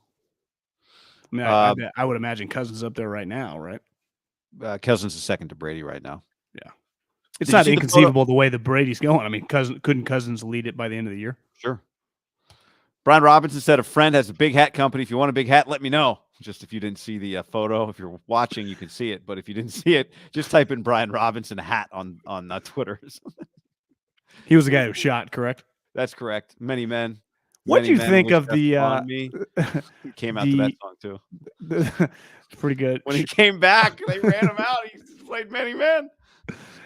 Jack Del Rio and Ron Rivera, man, it looked like it was getting ugly early, and they fucking battled back. They play the Giants. They have what's their record right now? Giants. They play the Niners. So they're 7-5 right now, and they play the Giants twice coming up with a bye. So they're going to play the Niners. Let's just say they split with the Giants at 8-6. They're going to play the Giants. Then they're going to have a bye before they play the Giants. I kept going. How do you get 8-6? You're assuming a split. I'm just saying that's my prediction is they'll split with the Giants. John, they're going to play the Giants. Then they're going to start watching tape on the Niners during the bye week. Then the Giants week, they'll probably watch more Niners tape. Then they'll play the Giants. Then they'll prep for the Niners. They're going to have 2.5 weeks of Niners prep by the time they get to that game because they're playing the same team twice in a row. Did you see the unveiling of the Sean Taylor? Oh, did I? Do you think it's that egregious? Like, was it? I think it's pretty egregious. Yes, I do. Did they tell everyone that he was getting like a statue? I think they said that, like a memorial or something like that. Gotcha. And then you just do a wire. So I watched the video. If you watch, like I just put myself in the moment where they got this big curtain hanging over it. They pull the curtain, and somebody pointed out, like, all right, they got Reebok pants, Nike jersey, Adidas shoes. Like it's not even. They didn't even make it like him. They didn't put any of the tape on the face mask. It's just a mannequin with a jersey that happens to have his number on it. I'm pretty sure too. Like some of his ex-teammates were all standing right there. It looked like Clinton Portis was like in the front row, and they just kind of looked. Like I think it was everybody's reaction was like, "What?" I think he's wearing soccer cleats. Somebody pointed out it was just like some Adidas Sambas or whatever.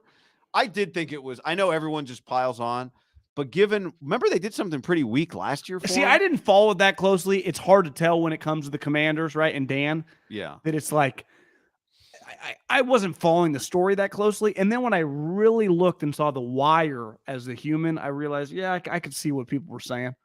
It just looked like they put no effort in, and they're just picking the one thing in their organization's history that gets positive coverage. And they keep trying to ride the Sean Taylor thing, and I can't even remember what they did. Remember they did like they put the Jackson Mahomes dance on it. Yeah, or take a selfie on it or some shit. Didn't they do the red rope kind of around it? And Mahomes, I can't quite remember. That wasn't necessarily on them. That would have been on minute. Jackson. I just remember whatever they did last time, like spray painted it. Like Dan barely said hi to his parent, or something. I don't know. I did think, even though I love like you to when the internet hates something, makes fun of it, to be like, you shut up. I thought it was pretty weak. Like you can't say we're going to have this thing for him, and then it's just a wire. It's not personal at all. It was zero personal. Nothing. Low effort. Yeah, just which weak. Part of like in the NFL, right? It's not like Ron Rivera and Del Rio and the GM have to deal. Like, you have employees that can be like, hey, let's get the statue made, or let's get like a legit mannequin that's, concrete. I don't know. I mean, I'm not in that business, but you have people that do this stuff, right? You have, I would imagine, an NFL team, non-football front office, I don't know, 75 to 150 employees. I mean, you have a lot of bodies. Yeah. Raiders maybe Washington football team has less, but I think what's offensive to people about it, or like what I would be offended by if I was his family, is like, you're using us. I think you're using us. Well, they are. Right? You're not even, and you get, like coaches say, you get what you emphasize, and they're pretending to emphasize his life, but they're not actually, they're not actually doing that. God, so much of Jim Harbaugh. Oh, I mean, I think that's one of the stories of the weekend is he's back. I was thinking about it today. Jim Harbaugh has been one of the most important figures in the sport of football. I was going to say since he took over the Niners, but really going back to when he took on, like, from the "What's Your Deal, Bro" game on, whatever year what year was that? Pete Carroll, like 07 or 08. So yeah, we're talking about 15 years now, Jim Harbaugh has been one of the most important figures in the sport of football. Well, I'm pretty sure he beat Pete Carroll his first season, right? It's like a 42-point underdog or 44. Yeah, so that wouldn't have been like year 3. So yeah, I'm pretty sure that was year 1. Jim came on the scene. What's your deal, bro? Running up the score. It's like, Pete, you can't run up the score when you're 41-point underdog, buddy. I'm sorry. But Pete, remember at the time, was kind of untouchable, wasn't used to getting fucking shoved around, especially by a shitty program. And Jim came. It did get kind of weird. And I do wonder if it's more of a reflection of the program than it was truly of Jim. Now, he kept rolling out shittier quarterbacks, and they clearly didn't have quite the talent. He was also going up against Urban Meyer. And remember, when he got there, D'Antonio... Who was undefeated against Michigan. Who? Urban. Remember, Michigan State, when he first got there, was kind of rolling. Remember, they had gone to a Rose Bowl. Like they had the best couple years in the history of their program, and struggled against them, and obviously struggled against Ohio State. But it feels like these last, even 3 years, and definitely these last 2, if you just watch him play, it feels a little more Harbaugh-esque team. Just the way they're playing. They have a quarterback who can make plays, but he's not riding him like Secretariat. Even yesterday, he made some plays kind of out of his ass, broken plays, or the guys were wide open. But ultimately, they won that game when they started running it down your throat. We were a tougher than you game. Mm-hmm. And he wasn't tougher than Urban Meyer. Why? Because Urban Meyer was like Saban level tough. And the one thing I would give Urban over Jim is Urban probably is a top 2 or 3 recruiter of all time. Like Bobby Bowden, Jimmy Johnson, Urban Meyer. I mean, it's Nick Saban. He's on the list of top 5 all-time recruiters in college football. I wouldn't put Jim quite there, right? No. So it was going to be Urban was always going to have far superior players. That's not the case anymore. To me, Ryan Day is a quarterback wide receiver team. And other than that, it's like... It was Harbaugh last year that said some people are born on third and think they hit a triple, and he's backed it up now, right? Is he wrong about that statement? Well, I don't know what Ryan Day thinks, right? I mean, he's talking. That's a personal statement to make about Ryan Day. I think it's less about the individual and go, what coach kind of comes out of nowhere and gets handed Ohio State? Right? Even me, to get this Michigan job, look at what I had to do. Just from a coaching perspective. I coached at San Diego. That was my first job. Yeah, head coaching job. You fucking were Chip Kelly's New Hampshire quarterback. You were a quarterback coach for a couple years, and all of a sudden, Urban Meyer heart attacks, and you're just the head coach at Ohio State. Most Ryan Days don't take over Alabama, Ohio State, USC, right? It's just not usually the case. Niners QB coach, don't forget. Well, yeah, Niners quarterback coach. And I've heard people like the guy. I don't like him as a coach. Now, he's 45-5. He does win a lot of games. Sure, but in the history of football, there is one game. There are some rivalries where your career is determined by that game, and beating Michigan gets you extensions, and losing to Michigan gets you fired. Did you see the stats? The last time Michigan beat Ohio State at Columbus, what was going on? No, what was it? Jim Harbaugh was on the San Diego Chargers. The last time they won at the Horseshoe was 2000. Hadn't won since 2000 there. God. CJ Stroud, not alive. So you just start seeing these things. It's like sunny day too. It wasn't, remember last year was cold, and you're like, okay, you lose on the road. What's the final score? 45-22? Yeah, 23? Ass kicking. Because as the game's unfolding, you're like, well, loser of this game still might have an outside shot if things go their way to get to the college football playoff, but not Ohio State's not going to the playoff. No. After that, So can Michigan lose this week and still go? It depends what happens. Depends what happens. Does LSU win the SEC title? Does I don't has it happened before? I mean, yeah, I guess they could. It'd be a bad loss. Their resume is not. I mean, they beat Ohio State. That's great. But they have one of the worst strengths of schedules in the country, I think. Yeah, the Big Ten, it's not good. No. From that standpoint. So, SC wins, they're in. Georgia wins, they're in. Georgia's in, probably win or loss, right? Probably, right? Because that'd be their first loss. TCU wins, they're in. Would a one-loss Michigan, who loses its title game, get in over an undefeated TCU? No, TCU's getting in. Clemson's out. The ACC champ is not getting there. Would a 2-loss Alabama get in over a 1-loss TCU team? Yeah. Like if TCU loses, they're done. Michigan wins, USC wins, Georgia wins. Those 3 are in. Would Bama probably be the 4th team? Wait, you said? I'm saying, let's say all the chalk wins. USC wins, Georgia wins, Michigan wins. All 3 of those are in. TCU goes down. Is Alabama in at 10-2? Because Tennessee's now out. Yeah. Feels like I saw Kevin Clark had a good tweet yesterday. Like, wouldn't it be crazy if Georgia's reward for winning the SEC is a first-round game with Alabama? I just saw someone say today, like, they're a lot more alive than people realize. The 10-2 Alabama team, given just the way it all shaped out. Because Clemson's dead. The Pac-12 only has one option, right? Right. It's basically, who does TCU play? Kansas State, I think. Who's been sneaky pretty good this year. Yeah. I'm rooting for Kansas State. I mean, Alabama would get in over. Yeah, they get in over Ohio State just because the resume is better. Yeah, that's what you're saying. Yeah, because like right now in the 8, because Ohio State's a 1-loss, Alabama's a 2-loss. That'd be kind of crazy. I think the way losing by 20+ points when Alabama would be like lost on a last-second field goal and a last-second 2-pointer, right? Yeah, yeah. And Alabama, Tennessee would be like, well, we're a 2-loss and we beat them. Your starting quarterback towards ACL. Absolutely. Yep. Good. Because isn't that the NCAA tournament does that? Like when you lose a star player, they can knock you down. Which makes sense. You're not that team.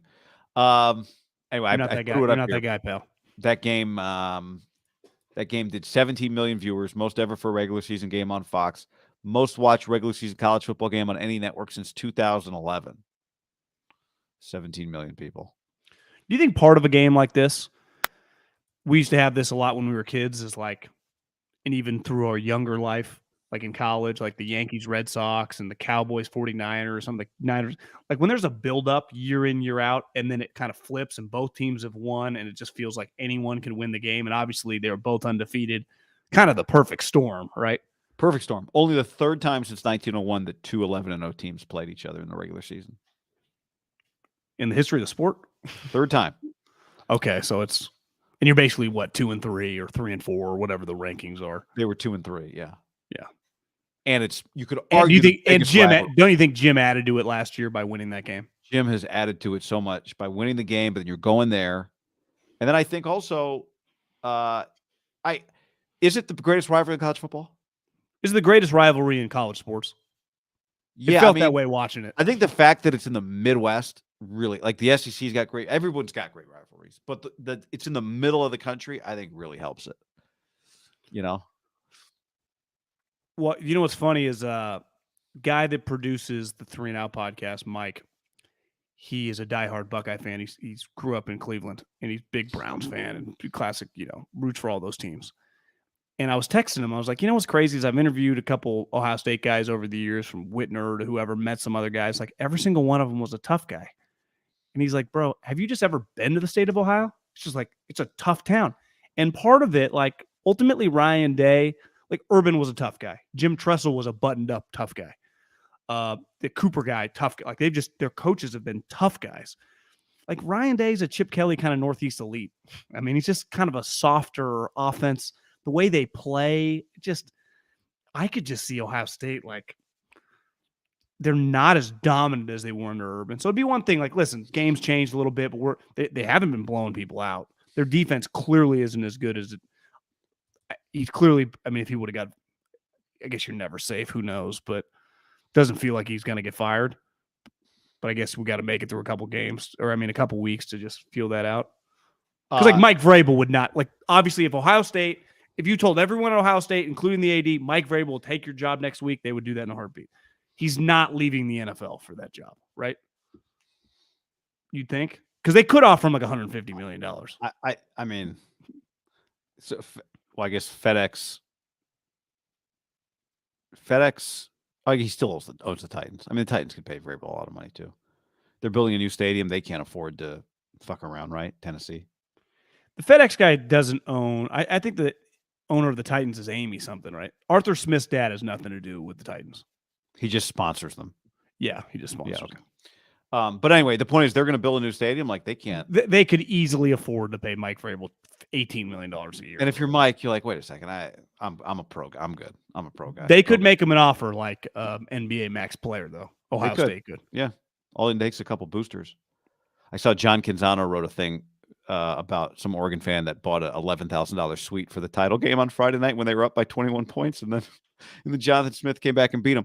Before I talk about that game, I want to make one more point. Who pays for Lincoln's $120 million? Boosters or the Pac-12? Like, where do they get the money? Boosters, I think.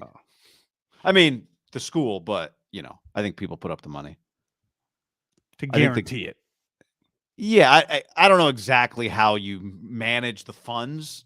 Because obviously the money comes from the school, but you donate money for. I would love to really find out, like, okay, the boot, because I've never really talked to anyone. Like, am I always good for every year? I got to chip in for this $9 million, $3 million. Well, I could see if I'm the booster, this is where I won't blame them for getting involved. Once that coach starts sucking, like, fuck you.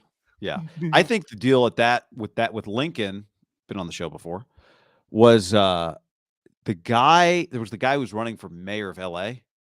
who they let speak. He spoke at Lincoln's introductory press conference. Yeah. I think that guy put up a bunch of money. A real estate guy or something.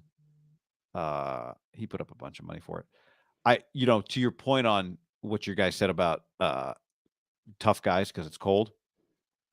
But it's just a tough area of the country. It's a blue collar. I was having a conversation with the guy who was producing the FS1 games I did, a guy named Adam, who lives in Indianapolis. And he said he's like, there's a theory out there that most of the funny comedians come from cold places because it's just more miserable, right? Life is harder and pain and suffering is what comedy is actually kind of based on. That you don't really get a lot of warm weather. You don't get a lot of Florida. You don't get a lot of, you get Florida, Texas, Southern California. From San Diego, comedian. Yeah. You don't get a lot of, if you go down the list of guys, it's just, it's a lot of Northeast and Midwest cold places. Miami. Yeah. It's a lot of that. And then I started going down the list and like Googling names, and he was right. It's like a lot of guys are just from cold. You get like Spade is from Arizona, and you get whatever. Some Southern comedians. But for the most part, the guys that you think are hilarious are from Boston and New York and Chicago. Just go Google it and tell me I'm wrong. Rick Caruso. Yeah, that's the guy that put up some money. Stat for friend of the show, Jonathan Smith, John. Did you see the stat I tweeted about Oregon State? Down 31-10. Did not throw a pass. The last 8.5 minutes of the third quarter or the entire fourth quarter did not throw a pass. Came back from 21 down to beat Oregon. The only thing that sucks is that their stadium was in a rebuild and they didn't get to pack that thing. That would have been cool. It was like 29,000 people. That would have. I've heard it's very loud. I mean, you think about 29,000 people is a lot of people. They can make a lot of noise, and it's bouncing off of because there was a thing. Kenny Dillingham, who just got the Arizona State job, I guess came down from the coach's booth to a meeting on the sideline and then ran back up to the coach's booth because it was easy to get down. Yeah. Was Bo banged up from the previous week? Is he just not right with his ankle? They kept talking about him being injured. Yeah, I mean it's what happened to him in the Washington game. Yeah, the ankle or whatever. Yeah. So he's not quite as potent running around, even though they were up, like, what did you say, 31-10? It was, I flipped it on. I was like, I'll stop paying attention. Then I just kind of had to come back and do something, and it was maybe 31-17, and they scored again. I'm like, okay, I got to fucking watch this thing. And then the meltdown was it's all-time meltdown? Yes, all-time meltdown. Why did he keep going for it on fourth down so fast? 4th and 1 from his own 29. I was 0 for 5 on 4. Jeff Schwartz said he didn't hate it, but I thought a couple of them were. Did you say there was one early in the game that he went for it? He went there 4th and 3 down 10-7, could have tied the game, ran like a jet sweep that didn't work. Yeah. You know what I think's cool about that rivalry is, like, ultimately Ohio State and Michigan, no one goes to the other school and doesn't view themselves as better than the other guy, right? Mm-hmm. Same thing, USC, UCLA, Cal, Stanford when they're good, right? I know Washington, Oregon is kind of the same. Washington, Oregon views themselves as equal. Duke, North Carolina equals, right? Like when they're both good, Miami, Florida State. they don't view themselves as equal. Like everyone at Oregon State knows like We're the hierarchy of the two. Yeah. And the underdogs, I would say pretty dramatic, right? Texas, Oklahoma. Doesn't it feel most of the best rivalries in college sports are equals? And this is one where it's like even Iowa State, like I've been watching that game kind of loosely for years. It feels like they're always the same team. This one, it's like there ain't one kid at that fucking school that was offered by this other school. And that hasn't been just the case in the last like 5 years. It feels like that's been the case for decades, right? Ever since in our teenage to adult life, the dramatic difference of like they used to have to get these JC transfers. Meanwhile, Bilotti's running this high level program. Then Chip comes, and now Helfrich, and then Mario takes him to another level, and now they get this guy from the SEC. It's like a little old Jonathan Smith, who was a fucking former walk-on quarterback. He was just tougher. I mean, it was a little Harbaugh-like. I text a buddy in the NFL. I'm like, this is going to sound a little crazy because he's a much more normal human being.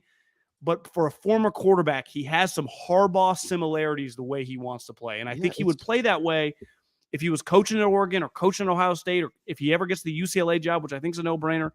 I think you see Leinart, Coward, like a bunch of people were like, because they've been, if you're from the West Coast, you know this guy, right? Right. Let alone. He's from LA. He was a high-level player. The other it's Shannon. It's what we've talked about this for years. I think the most perfect coach is a QB guy who is a tough-nosed, run the ball and play defense guy. That I think is would be my ideal coach if I was hiring a coach. I want a guy who can work with quarterbacks, but is actually a tough-nosed, run the ball and play defense guy. And think how many coaches in football, college or pro, Power 5 or the NFL, can win with average to below quarterback play. To me, if you can do that, that's pretty impressive. Yeah, because Shanahan does it, Jonathan Smith does it, Harbaugh's done it forever. Most quarterback, you're just more often not going to get average to below quarterback play. He just went 9-3 and beat Oregon. He's got a chance to go 10-3. I mean, that's incredible. And think about this. I just looked at the schedule because I had kind of forgotten. I remember the USC game. They lost by 3. I'd forgotten they lost to Washington by 3 points. Could they have won that game? Yeah. All the year. And Washington might go to the Rose Bowl. If USC wins the Pac-12 championship game on Friday, Washington probably goes to the Rose Bowl because they'll be ranked higher than Utah. They'll be 10-2. Utah's will have 4 losses. Who they play? Ohio State? Probably be UW Ohio State, which I think actually is kind of a good game. It's Ohio State, not Penn State, probably. I think it'll be Ohio State. Ohio State beat Penn State and has a better record. What was Penn State? I thought Penn State was 10-2 too, but I could be wrong. But Ohio State only has 1 loss. Good point. Yeah. It feels like they got 3. I know, that's the thing. It's like, CJ Stroud out of the Heisman race. That's what I'm saying. I was like, Ryan Day's got to go. And then I went to his Wikipedia, and he was like 45-4 because the game wasn't actually over yet. So I'm like, wait, he's 45-5? And he's definitely beat Jim several times. It's like, but the last 2 years are a pretty big indictment. Because think about the Dante Whitners, all the former players that were, to me, Ohio State guy has always been a tough guy program. They have not been some sexy, scoring 40 for a long time. I think it's as simple as you had a lead on Michigan, right? As a program, you were ahead, and they've caught up to you now. Now, they beat you head-to-head 2 years in a row. They're going to go to the playoff, and you won't. I think that's the thing. It's like when Urban left, Ohio State had a huge lead on Michigan. Yeah. And the gap is gone. If it was a race, they would have been they would have lapped him. I think that's why he is in trouble a little bit. Now, I saw somebody do the thing the other day, if the playoff had been, if the college football playoff had always been 12, Penn State would have gone more times than anybody else. So once the playoff expands, you're still, and if Ohio State's just in the dance, they're going to have good enough players, they're going to have a shot. But maybe they won't. I mean, if they're physically not holding up against teams like Michigan and the SEC teams, maybe they won't. But this gets back to in Oregon last year. Toughness is created through your coach. Ultimately, all those guys at Oregon State, clearly some of them showed up tough. He creates toughness. Jim creates toughness. Ryan and Chip Kelly do not create toughness. Now, when it's all on, they can score a lot of points. Ryan's probably a little more modern version. Now his quarterback's a better thrower than Chip's. But to me, they're carbon copies of each other. And I would say this, it's Chip at 8-4 actually is a pretty good year at UCLA historically. like Ryan at Ohio State, it naturally you're just talking to the top 100 guys just by being Ohio State. Like ultimately, Chip, the school he's at now, has to try a little bit. Like I'm not clearly Ryan Day tries, but he gets an in on all these guys because of the polo he wears. You know, like Jim Harbaugh's recruiting guys, or Jonathan Smith is recruiting guys, or fucking they know what they're doing. Like, does Ryan Day really, or was he just born on third base? And everyone's acting like, I think Jim's strictly talking about you got handed this behemoth. I think you're a fraud. And it's weird because again, Jim 45-5. It's helped Jim though. Jim needed it because he was getting his ass kicked.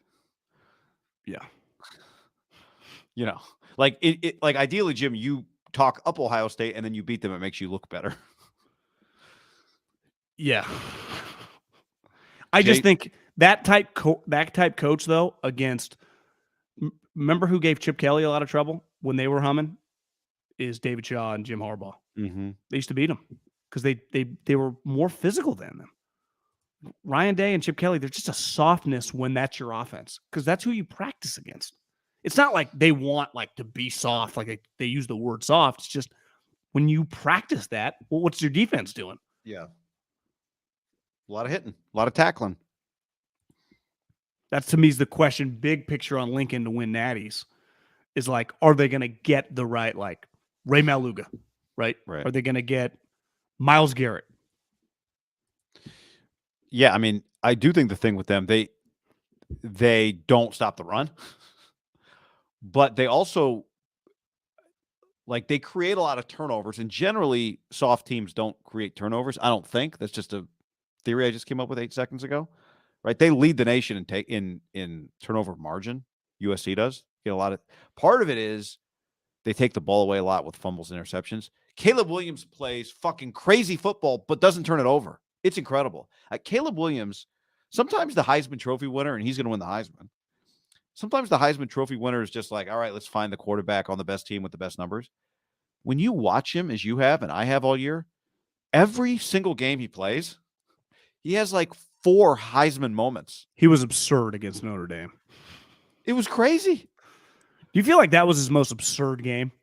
And he's had a bunch of absurd games, but I do think that was his most absurd game. He had a couple like 360s in the pocket, jumped over a guy, ran across, ran back. Did you see the one where he ran 82 yards? They like tracked it. Is that the one where he kind of fell to his side at the end? And then like went first down? Yeah. But was gassed. I think he's going to be. Do you think they could beat Michigan, though? Like, if that's the playoff game, the 2-3? I mean, I think everyone's going to pick against SC, but they have this. But that specific matchup, like a physical game against clearly a pretty good defense. Yeah, I think they got a shot because they have him. They have him. I know. It just feels like a bad matchup for them. Yeah, well, Georgia would be there's a lot of bad matchups, but they have this guy that's going to come in. I think he's a better quarterback prospect than Trevor Lawrence was. I think I would tip he's going to be one of the best number 1 picks to come into the league in the last 20 years. And there have been some really good ones. Like Stafford turned out to be a really good one. Carson Palmer turned out to be a really good one. But he is so freaking good. He's mini Mahomes. Like at a time when everyone's comparing everybody to Mahomes, I think he's the closest thing. Well, I think then we got to root for them to lose in the first round to Michigan, because if he were to pull off some historic upset, win the Heisman, USC win the national title, you know what the media would be like? Sit it out. Does not have to play. Sit it out. It's like, don't you fucking losers want to watch this guy keep playing? Sit it out. So we got to root for him to lose. Yeah. Because I think that would be the perfect. They'd be the favorites to win it all. He'd have something to prove to win a natty. They will be the favorites to win it all the next year. Yeah, I mean, he'll be by far the Heisman favorite next year. Here's what I would root for. I'm rooting for Michigan to win the whole thing. Agreed. Harbaugh to hold it up. Yep. Michigan and USC to play in just a legendary game, but lose. USC to lose. USC to be the favorites. This guy to just have a historic year. USC wins it next year. Yeah, you really don't want whatever. Just give me. I don't want TCU Michigan round 1. Like make TCU the 4 seed. I think it's pretty clear they would be the 4 seed. Don't you think? I don't know. I mean, USC's behind them right now. They're the 3 seed right now. Now USC will have a better win in their title game, right? I think it would be a little bit like how they used to do to Boise and TCU, make them always play each other in the BCS. Yeah. Like TCU will let you in, you're playing Georgia. See ya. Because that'd be a bad matchup for. I mean, it's a bad matchup for everybody. Georgia's a powerhouse. Anything else today? David Shaw retired when we were asleep. Oh yeah, David Shaw resigned. You resigned Saturday night. Friend of the show. I saw it was one of those. I got a text from our buddy Shane Vereen. He's like, David Shaw just resigned. I was pulling the driveway at like 11:45 or no, 12:30. And my first reaction was I was shocked, and my second reaction was like, yeah, okay, I could see how he would reach that conclusion. It's been several years now where they just cannot, and they've tried. He reworked the entire offense this offseason, and he's made a lot of money. He's had a lot of success. Makes sense. If you had said to me, David Shaw is going to be done, what's going to happen? I wouldn't have guessed they're going to fire him, right? Like you said to me, do you think it was a firing by resignation? Maybe. He's only 50 years old. Yeah. Feels like, what do you think he does right now? A couple years of TV and then maybe finds. I could see him just take a year and do like little Do TV here and there, but kind of just chill for a year. Can you just do the Chris Peters going to not come back? Because it's hard. Like, what job do you take after you've had that job? Chris is older than him, though, right? Chris is closer to 60 than he is 50. Yeah. David's 50 years old. The job in which he'd want to coach, giving him a job even after a year off. What's crazy, though, is he's 96 and 54. But that number was so much better if you siphon out the last couple of years, right? Because he's gone 3-9 and 3-9. And even the year before the COVID seasons when he really, so they basically 4-8, 3-9, 3-9. So he's really added some L's to that. Like I bet before, the first 11-2, 12-2, 11-3, 8-5, 12-2, 10-3, 9-5, 9-4. Yeah. I mean, he was that turning down NFL people. I think the argument to hire him. He went to 3 Rose Bowls and won 2. He's got 2 Rose Bowl championships. It's pretty remarkable. Now, if you look at the 24/7 rankings, they've gotten good players. But I think you could really argue, especially the way it was headed, the way it's heading for Stanford, no NIL. Really. I mean, players can get on NIL, but there's no collective. The portal is a non-factor for them. In fact, it hurts them because getting into Stanford graduate school's hard, and so their players they just leave, but they don't get anybody in. They just lose a bunch of guys. Guy Pat Fitzgerald at Notre Dame, who was like the David Shaw of the Midwest, went 1-11 this year. I know. And he, like David, this guy interviews for NFL jobs. Could you argue that it's just impossible to win at these academic schools now? Well, but David has. That's the thing. I would argue, like, that would be the argument if you're David, right? If you're going to an NFL owner, you're like, look, I'm a very good CEO. I can hire you. Give me the money. I just was not operating with the same. I was playing a different game than everybody else. And historically, we have at Stanford. And the years that Harbaugh had and the years that I had are an extreme outlier for Stanford football. And, what you're getting when you put me in a job where I'm playing with, the same deck as everybody else, is the guy that was winning a bunch of football games before college football changed dramatically in the last several years. That would be part of his argument, right? I mean, I just can't. Before those guys started going to Rose Bowls, I just don't think they were going to many Rose Bowls, bro.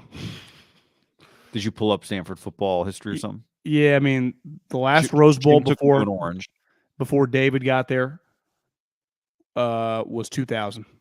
But Jim took him to what was the Orange Bowl, right? Jim took him to an Orange Bowl last year. Yeah, they lost to Oklahoma State. No, I thought Jim won a game, remember? And then Reese Davis, or one of those guys, asked him if he was leaving on the stage, and he acted like it was a crazy question, and then he left. You're right. Jim won. He beat Virginia Tech. Orange Bowl, which honestly might have been better than the Rose Bowl or not. Well, that's why I started thinking that. Like, was it? But it doesn't usually work that way. Was the Rose Bowl? No, was the Rose Bowl part of the playoff that year? Well, it was 2011, so it was pre-playoffs. No, I can't remember what happened. They had a pretty unreal stretch of Sun Life State. What fucking bowl? Orange Bowl, Fiesta Bowl, Rose Bowl, Rose Bowl. I mean, that's got to be probably one of the straight with David. That's got to be one of the best stretches in program history, right? Orange Bowl, Fiesta Bowl, Rose Bowl, Rose Bowl. Go 2-2 in those games. How many times have they gone to 4 straight bowl games, period? Non-Harbaugh and non-Shaw? The answer to that question is 0 times. They never went to 4 straight bowl games before Harbaugh and David Shaw. And, unfortunately, now the COVID year, they were 4-2, but it's going to be the 3rd straight full season, which is not even bowl eligible. How many games they won this year? 3? Yeah, 3-9. Last year, 3-9. So, and 1-8 in the league. I do think the craziest stat of the football season, Fitzgerald Northwestern played week 0 in Ireland. I looked at the date, August 27th. They beat Nebraska. And people started talking like, this Northwestern team's pretty good. They did not win another game till they played yesterday. They lost for 3 straight months. Oh. And they clearly, I watched them one game against Ohio State. It's tied 7. They're not Stanford was worse than them, I feel. Even beat though Notre Dame. You would take 3 wins over 1. Right. But watching Stanford, they were clearly pretty terrible. But that Notre Dame win actually probably pretty cool. I think you play some pretty bad quarterbacks in the Big Ten, though. You do. The Big Ten was not good this year. You play some bad quarterbacks. You would take, obviously, 3 wins in a Notre Dame win on the road over. That's a long season. 11 straight losses. 11 straight losses. When you've been used to feels like a life. I mean, it's in another country, feels like a lifetime ago for those guys. What did you say? What did you tell me that John Harbaugh texted Jim Harbaugh after he beat Ohio State? His greatest professional accomplishment. I wrote it down because I thought it'd be a funny thing to say at the end of the podcast. Yeah, I screwed it up. This was your finest professional hour. Like he's Truman or something. Which also is is that a sneaky ego thing from his brother? Bro, I played you in the Super Bowl. I didn't even think of that. Hey, John, remember I played you in the Super Bowl. Yeah, I've seen you at the height of competition, and you were better against Ryan Day. I do wonder if he knows, it meant, it was weird for Jim to play his brother, clearly. It's not weird for Jim to do the Michigan or Ohio State thing. Because all their players go, we talk about this game 365. Yeah. I'm rooting for Michigan to win it all. OBJ, poor guy. Did you get knocked out or is he drunk? He said his agent said he just put a blanket on his head, went to sleep, which is what he always does on planes. He always puts the blanket over his head and goes to sleep. I love that line. When I saw that, my first thing was, yeah, that's what he does when he flies on charters with the team, when nobody gives a shit about your seatbelt. But this is Southwest. This is American Airlines, sir. That sucks. Something was weird. I'm sorry. You on drugs?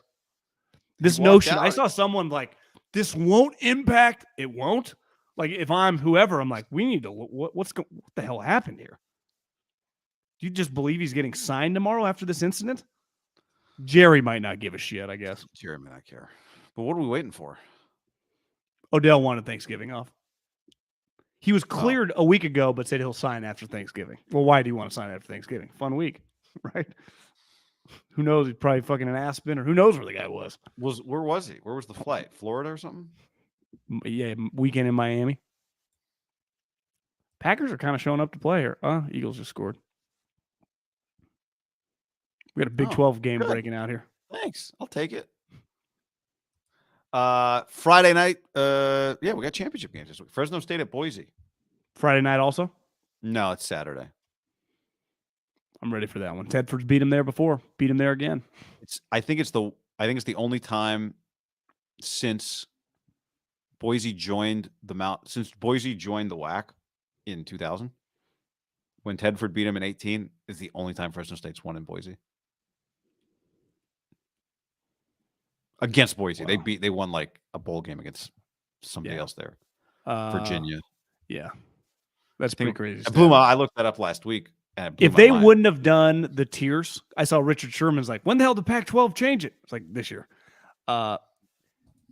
Would Washington have been the team? Because obviously you couldn't take Utah and USC because they're both from the South. If they didn't get rid of divisions, I hadn't even thought about that. Do Washington and Utah play? But Utah couldn't have got in. Yeah, Washington would have won the North. Because Washington beat Oregon. Washington would have won the North, and they would have played SC, which honestly would actually kind of be a sweet title game. Has Washington and USC played each other this year? No. I would have rather seen that. Penix against Caleb. Yeah. Is Penix a better player than Utah's quarterback? Yes. You see the double pass. I like to Caleb Penix last Rising. night? I like Cam Rising a lot, but I think Penix is like a second-round pick. Top. I agree. It's like two. pick. I mean, I text someone the other day. I'm Might be like, a I don't first see round it. pick. It looks like two to me. The problem, I did this last night just thinking about it, is like there's only like 5 teams that are going to take a quarterback in the first round this year. So 5, 6 teams, which is a fun exercise. We can do it another time. Yeah, I mean, the but- Niners could trade up. You know. Yeah. I'm sorry. What was your follow-up question? Did you see the double pass to Penix? Like, yeah. he throws a the run, wide receiver throws it back. Oh, because it went backwards. Yeah. Yeah. That was a sweet play. You take a knee brace off a guy, Jen. It looks like a different player. Really does. All right. On that note, Adios. all right, everybody. Thanks for hanging with us.